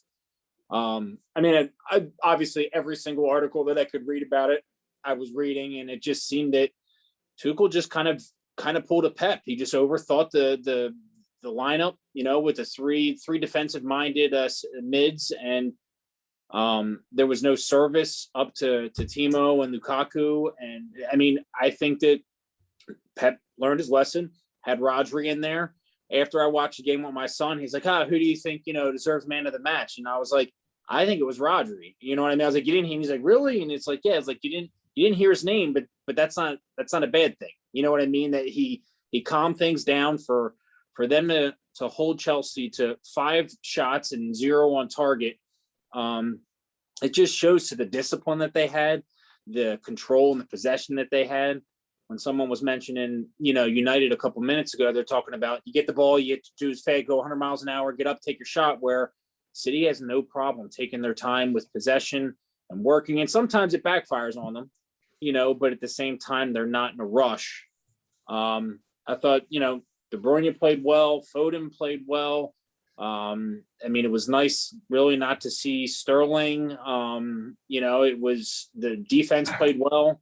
I really hadn't, I mean, it was kind of a stressful game for me and Chelsea Mike, I'm sure, but at the same time, it wasn't anything, too crazy being, 1-0. I just thought that they played a very, very smart game. And they just shut down Lukaku, shut down Timo, and it just kind of fell the way that it did. I mean, I wouldn't have been surprised if Chelsea had a break and scored, late. That's just kind of the way their games seem to go. But I think Havertz not being in there to start was a bad move. obviously not having Mount and Pulisic hurts big time. And then also Reece James going down early was it hurt them big time as well. So injuries fell the way of City this time. It kind of worked out. And City just played a smart, boring game, essentially. And they got lucky with the deuce goal. Go ahead, Chelsea, Mike. So to me, no. So I mean, I just kind of agree with all of that mostly. To me, there had to have been some sort of. To me, the critical thing that was missing from Chelsea was the link up play between the forwards and the backfield, which was pretty much everybody else. Haven't seen a 2-5-3 before out of Tuchel. It was a negative formation to start, and when that showed up, I was like, well, they're just going to pack it in. But normally what Chelsea will do is, they'll work the ball forward and hit quickly on a counter. But they were missing a critical link-up piece in the center of the field, and I don't know if the strategy was, we know that Timo is faster than Diaz and everybody back there, and that Lukaku is fast and strong too. If we're just gonna play it kind of up in their general direction and let them go get it. But I mean, over the top is such a radical strategy departure from what Tuchel always does, which is work it out of the back, work it through the gears. I mean, I wonder if that's what the mindset was, but I don't think we ever got to really see the vision because, first of all, I think I mentioned it live during the game. They were clearly trying to attack the opposite side of Grealish and De Bruyne to get out. And the guys on that side of the field for City were doing a really good job in containing Chelsea back in their own end and not letting them get out. So what resulted was just kind of, they would either get stuck in or they just kind of throw it up out of the defensive zone and take a break. Yeah. You get to see Alonso really on the offensive very much, and he plays so much up there. But yeah, you're right. They really were able to pin him down where he plays a very important piece of, going forward as well. Yeah, Right. that game was totally played like a Mourinho Cup final, though. It seemed like both teams were just kind of like, look, this is an early season game. Let's try to if we can win, great. If we can't, it's okay. Let's see if we can steal a point. But I didn't see either team looking at this as a pivotal mark. I think more of it was just sort of a revenge game for City to try to get a win, especially I think that game was at Stamford Bridge, if I'm correct. It was. And Yes. when you looked at it, though, you're splitting hairs between these two clubs. You really are. Down to just, you look at their record, they have the same number of goals scored. They both have extraordinarily stout defense. The City only giving up 1 goal. Chelsea's only giving up 2. And, that's the only difference in the squad. And same draws, losses, both losses to, I mean, you could say that maybe Chelsea's loss is better than City's loss, considering it was to City as opposed to Spurs. But Spurs were also, I guess, they were good when they. I mean, so I don't know. I think I don't. What I'm getting at is I'm not sure there's much to take away from this game. If nothing else, it just seemed to be a way to make Liverpool feel good about themselves for another week. Well, I mean, I will agree with that too. And just quick point, when City lost, I mean, Nuno Espirito Santo was manager of the month last month. Mm-hmm. I mean, how far away that seems. But I think Chelsea, Tuchel, I don't know if he really felt the loss of Mount and Pulisic, their absence not being there, if that forced him to alter his game plan from what he would normally do in this 3-4-3. But I don't, you're going to lose I think that the danger here for Chelsea supporters is, okay, we've drawn with Liverpool, we've lost to City, we've beaten everybody else. So now when we start to talk about the top 4 teams and the title race and Chelsea's impatience with managers, I'm already starting to hear on the Chelsea Twitter like, well, what's this guy doing against the best teams? And it's like, it's September, Why would and anybody these want the teams are Chelsea? we're gonna beat each Why- other up all year. No, I think that, Steg kind of said it really cleanly there is you didn't really learn too much that we didn't already know. They're going to, if one team went in and 3-0, 4-1, or just a dominating performance, it wasn't dominating on either one of them. I mean, it was a consistent, slow pressure that Chelsea handled well pretty much the whole game, aside from a lucky bounce here or there. But I think they're gonna be battling the whole year. It's gonna end up, I think I had them as 1-2 in my predictions. I don't know if I had Man U as number 2, but I think it was 1-2 with City and Chelsea. And I think that's I wouldn't be surprised if when it goes back to City that Chelsea wins 1-0, or it's I didn't learn too much more than I was pleased with the revenge game and pleased that City didn't and Pep didn't overthink it. He put out the team that's been winning for him, and he didn't try throwing something in there different to outsmart a very smart team, So I mean, if there's a revenge narrative here, it's sort of the flip was script. The script was flipped. Pep in the Champions League final, he was said to have overthought it, and Tuchel in this has thrown up a formation that we haven't seen at Chelsea before. So was it, and the stick was all on Tuchel this week. You overthought it. You didn't just do what you did and win the game. And to me, there's part of it, but I will praise Manchester City's execution for their pressure forward defense. That to me, more than anything, threw Chelsea off their game and what they were trying to do. And I mean, I will give credit to City for successfully containing Chelsea. Though I will say, like I said, the way that they lined up, when I saw the lineup, I was like, well, brace for it, because it's 8 guys in the box and Man City's going to have a lot of the football. And, and in that sense, it was what it was. Yeah. Nobody really has anything to be mad about. Would have liked a point out of that game, if not 3, because it was at home. But let me ask you guys this, considering that we're both like that, both of us are all kind of on the same page as how this game ended and what are we seeing after this is we're pretty much where we were a week ago.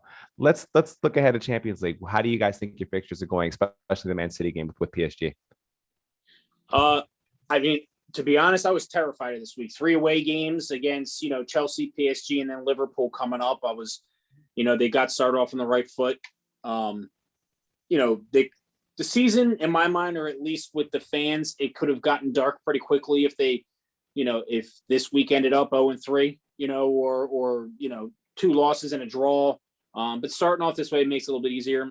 PSG, man, they're playing well. I don't know if Pochettino completely has the team. They're playing well in France. Correct. Yes. Remember that. Yeah. And they've been replaced in the coefficient by Portugal. France is out of the Big 5. They're now ranked number 6. So Messi still has not scored. It's just, I think it's a matter of time before they kind of Pochettino gets their egos all in check. No, you don't think so? Larry, if you go back and listen to this show, and Mike and I started doing this 3 or 4 years ago, you'll know I will never support PSG in Champions League until they actually win one. I think they're going to lose every single game because they play in France, but that's just me. I mean, it's against the odds based on the team that they have now for them not to do really well. So, I mean, if City can come out with a draw, I'll be happy. A win, I'll be ecstatic. Again, that win over Leipzig last week was big for them just to kind of get started. And obviously the draw with Bruges and PSG was pretty nice as well too. So, I mean, it'll be another game where I have no fingernails at the end of it, and I'll be watching it and not working. And I'm hoping for a draw. ecstatic for the win. But I would not be surprised if it's a City, Pep trying to outsmart a team again, and Sterling gets a start, and they do some things that hasn't been winning for him. So if they play like they played against Chelsea, though, they'll definitely be in with the shout. That defense is not exactly the most mobile, and though they are scoring goals in France, we haven't quite seen them be able to get into the gear that I think that they need to get into. So this is and they've given up 7 goals in France too. They've given up 7 goals. I think this is a much bigger game for PSG. Agreed. Than it is for City, right? Yeah. City can go in, and anything that they come my way from the Parc des Princes with is a bonus for them. They picked up the win against Leipzig.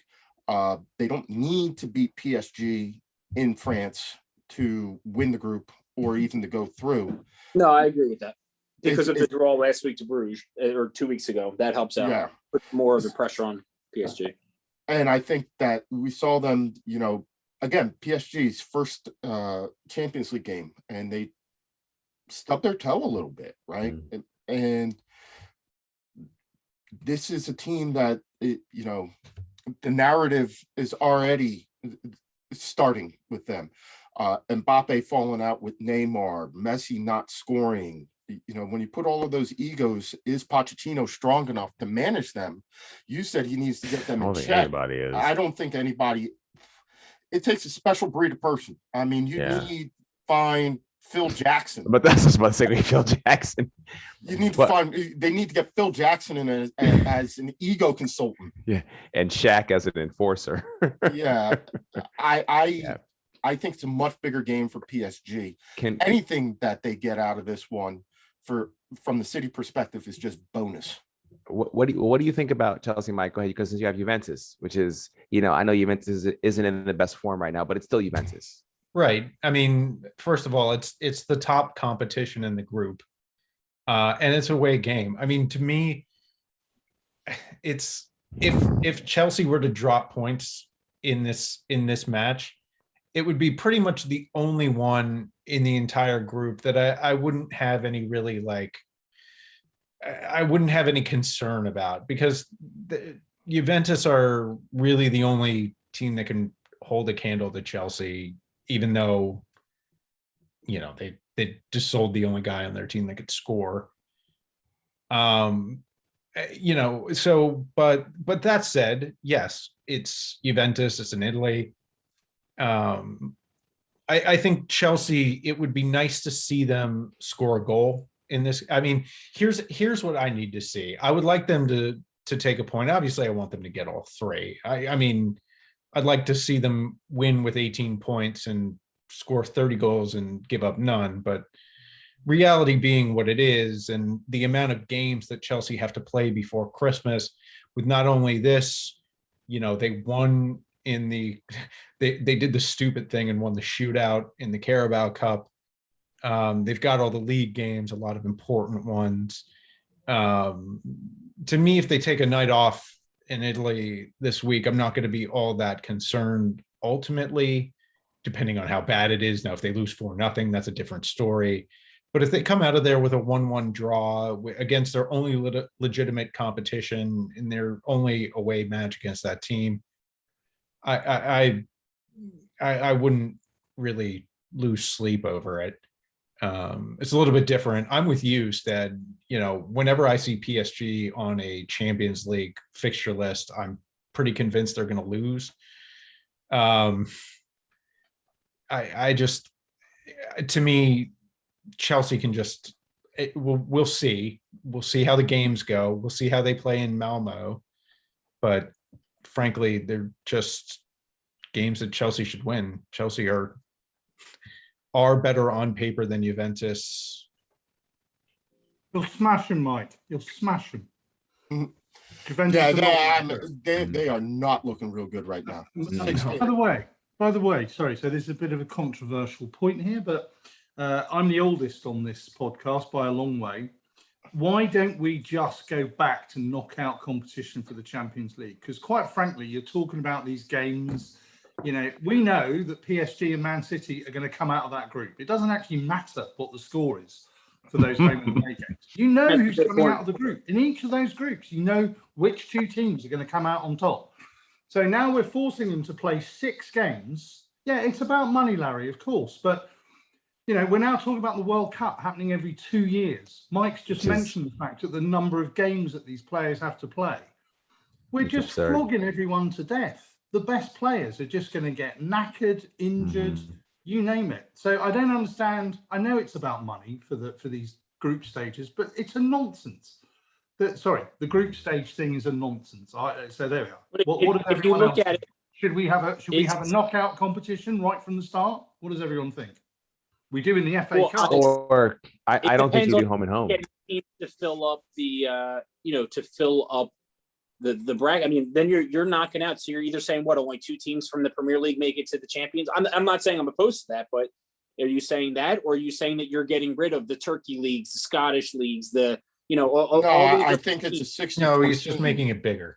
Just making it 64 teams, and instead of the 6 or the 32 teams, we draw them 16 games, home and away. You win, and you move on. Right? So instead of, or you just get rid of the home and home. I mean, I think it is. Someone's going to get advantage. I mean, yeah. It's all about money. It's all about having those games before Christmas, right?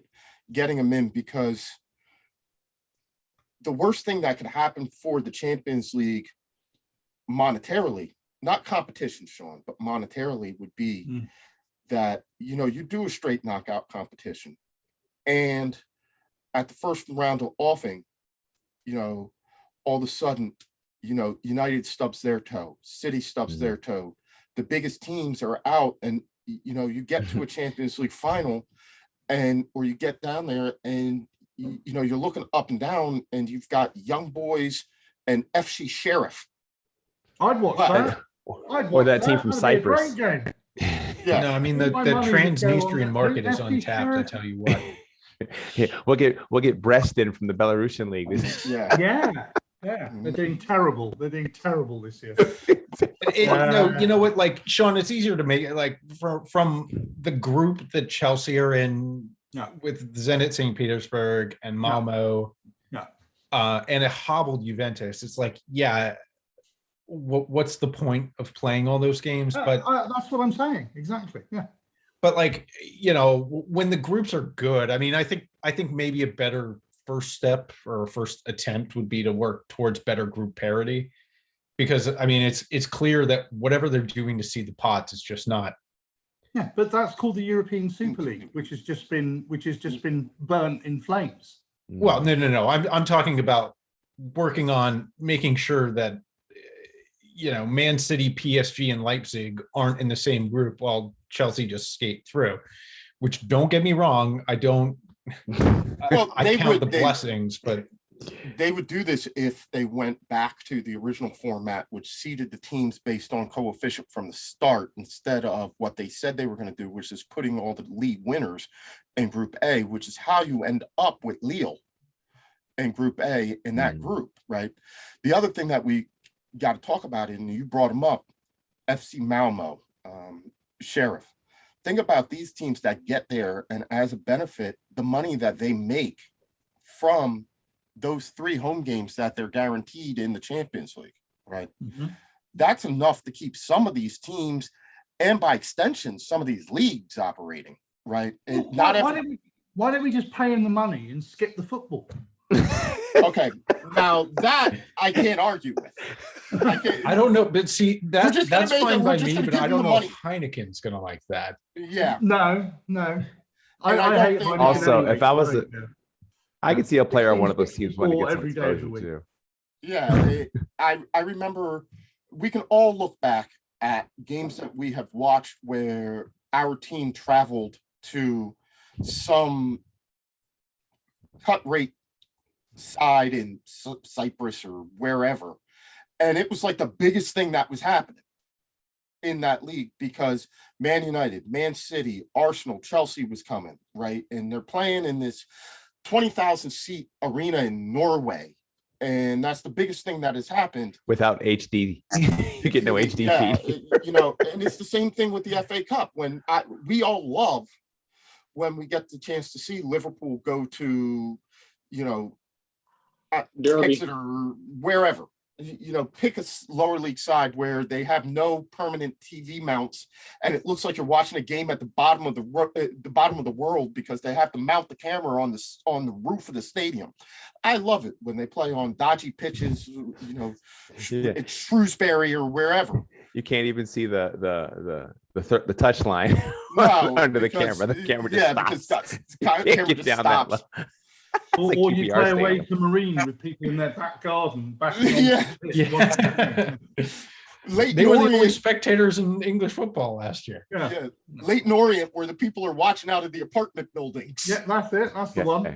Yeah. All right. Stand a bit bigger. Producer Stead's going to jump in here really quickly because it's getting a little late, and I am dying to get our lower league report because Bournemouth won their last 4 and sitting top of the championship, and there's a lot to unpack here. So, Chelsea Mike. All right, what? I had a 15-minute thing, but I'm gonna skip League 2 and League 1. Wigan and Sunderland are undefeated in their last 5 in League 1 and up there. Forest Green still 4 points ahead, but let's talk championship because I really want to. Instead, while you're jumping up and down, why don't you talk your thing? Because there was one story in all of lower league football, and that is Derby County. But go ahead.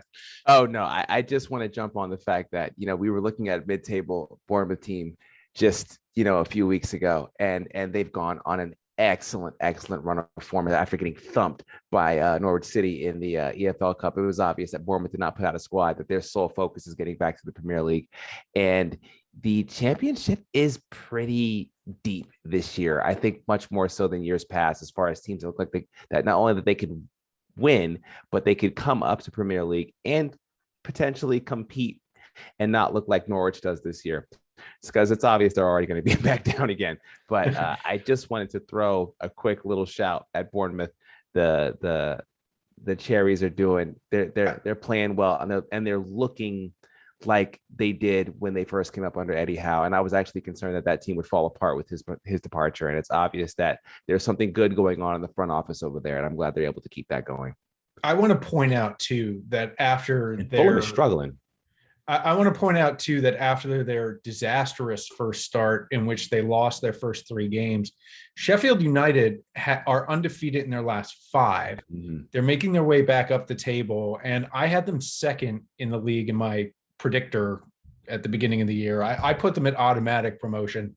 That's not going to happen right now. Like, the teams above them are too strong, but I could see them pulling their way back into the playoff fight come the end of the year. I didn't think they were as bad in the Premier League as they were last year. They weren't. We talked about that. I didn't think they were as bad as 0-3 indicated, but they're on their way back up too. But let's talk for a second while we're here about Derby County. I mean, there's an honest to God threat right now. And by the way, this needs to be put out into the English media about being buried, because there was a team called Barry that was just removed from the league. And really right now, frankly, Derby County is in severe danger of that. They went into administration. They started out the year okay, especially considering they had just barely avoided relegation to League One last year. But they're in a mess of financial problems. It's gotten so bad at Derby County that Wayne Rooney is paying staff right now so that they don't just get furloughed and laid off, which I want to credit Wayne Rooney. Wayne Rooney in his personal affairs as a player was not really highly regarded. But he has actually stepped forward as a leader for this team, and it's it was said, and he said it on TV, that he learned about the fact that they were going to enter into administration from Sky Sports, which is just,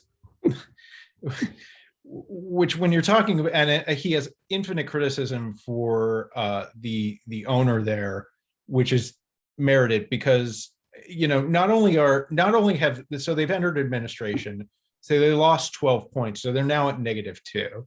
However, the financial fair play regulators already had them on a transfer ban, which they're going to keep, and they might have further violated this financial fair play, and so they might lose a further 9 points, which, I mean, it's just that they'd be at -11. It'd be devastating, and they'd be relegated.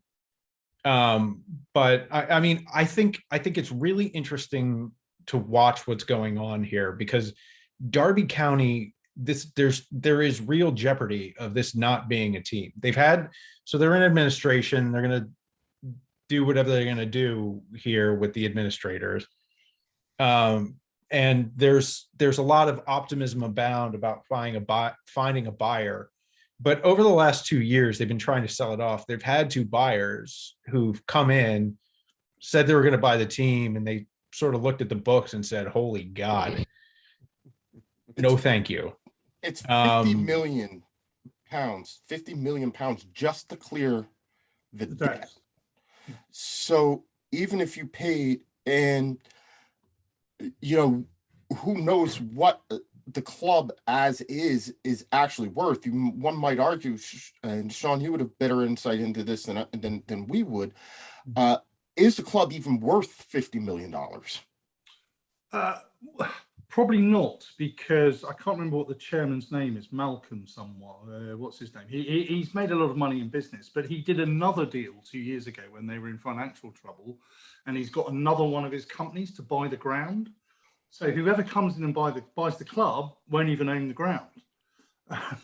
So it's almost like a sort of what is it? I can't remember. Was it QPR? I can't remember who it was. So you know, I as well admire Wayne Rooney, Mike. Apparently, not only is he paying for some staff, but he's paid for all the expenses for all the away games for like the last 6 months.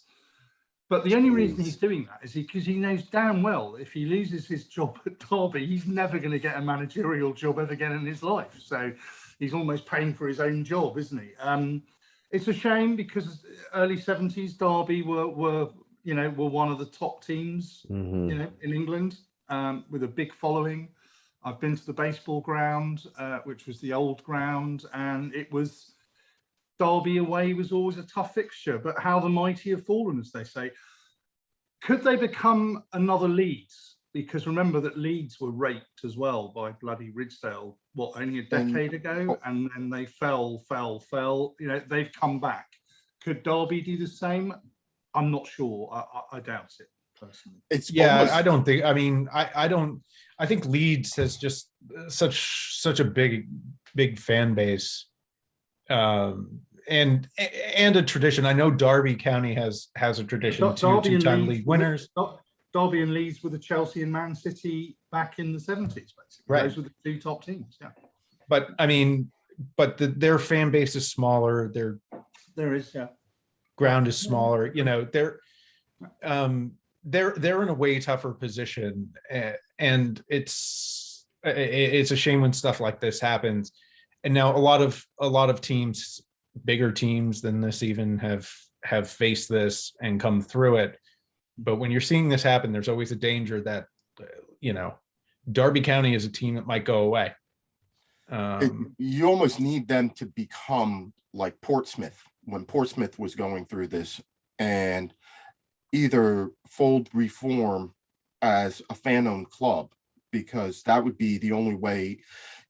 And whether or not the fans have the 50 million to pay off the debts, like you said, it's a much smaller fan base. Pompey did it, but they did it pre-pandemic, at a much different financial time. So it's hard to see. We all want them to be successful, because, as you said, this is Sean, this is a club that has a rich pedigree and was in the Premier League not even 20 years ago. I mean, they may have been Last decade. Yeah, it was last decade. It was what, 2008. They were in the Premier League. Now, at the time, I think they were the worst Premier League team ever. But you know, they were there. But instead is giving me the sign, tick tock, tick tock. It is time for some of us to get off the air and go to bed and stuff like that. So I want to thank Coach G for joining us, and Los for joining our segment and talking a little bit about the North London Derby, the thrill of victory from the Arsenal perspective, the agony of defeat from the Spurs perspective. Celtic Cam giving us the Scottish Premier League report and getting us all started on choosing our SPL teams. That's right. Chelsea Mike. I'm You're with picking Hearts. SPL team. No, you're not. Hearts is already taken. You got to pick somebody else. I'm the Hearts fan. he is a Hearts fan. That's the funny thing. He has the Hearts jersey. Is he really? Okay. Well, If someone else can produce Rob's this, gonna have to pump. Rob's gonna have to jump back in because Rob has Hearts. He stole them. I will Rob and I are gladly gonna have a switch. personal conversation. Okay, I will cool. switch. All right, we'll give. Somebody's got to take Dundee. Matt's got Dundee. Somebody's got to take St. Mirren. It sounds a lot like St. Pauli, but different. Yeah. Well, Rob, we'll let you cook on it. Send me a message. Let me know what you want. All I know is I've got Aberdeen. We'll do. I called them first. Does someone have Hibs? I'll take Hibs. Nah, Of Larry's course got Hibs. Hibs. Larry got Hibs. Like Hibs? No. He's got a heart shirt. You You can't have a do heart that. shirt. You're keeping Hearts if you have a heart shirt. All right, and Larry's. Wait, I I'm thought just Larry like had- I'm settling here. What You've got Hearts. is I someone guess- on Rangers? Is somebody have Rangers? No, I don't want any of them. I don't think want anybody's Hearts. allowed to pick Rangers. I don't think anybody's Nobody's allowed to pick pick Rangers. Rangers. We got to pick a smaller team. Except me. I could pick Rangers because it's my idea. But well, it's kind of Rob's idea. I just stole it. Put it to SPL. Somebody's got. Hearts. Did somebody take Motherwell yet? Yeah, G's got Motherwell. Oh, G's got Motherwell, Yeah. and Matt's got Dundee. Yep. Who's got? Who's got Ross County? I'll pick Livingston. Can I pick Livingston? Yeah, you can take Yes. Livingston. All right, you got All right, Livingston. Can Rob and I'm I thinking split Livingston. Hearts? Can we be a joint owner of Hearts? No. It No. doesn't work like No. that. Mike, you take Hearts. I take Livingston because I lived in West Orange, and the neighbor of West Orange, New Jersey, is Livingston, New Jersey. So I'll take Livingston. All right, cool. I think I'll take St. Mirren then.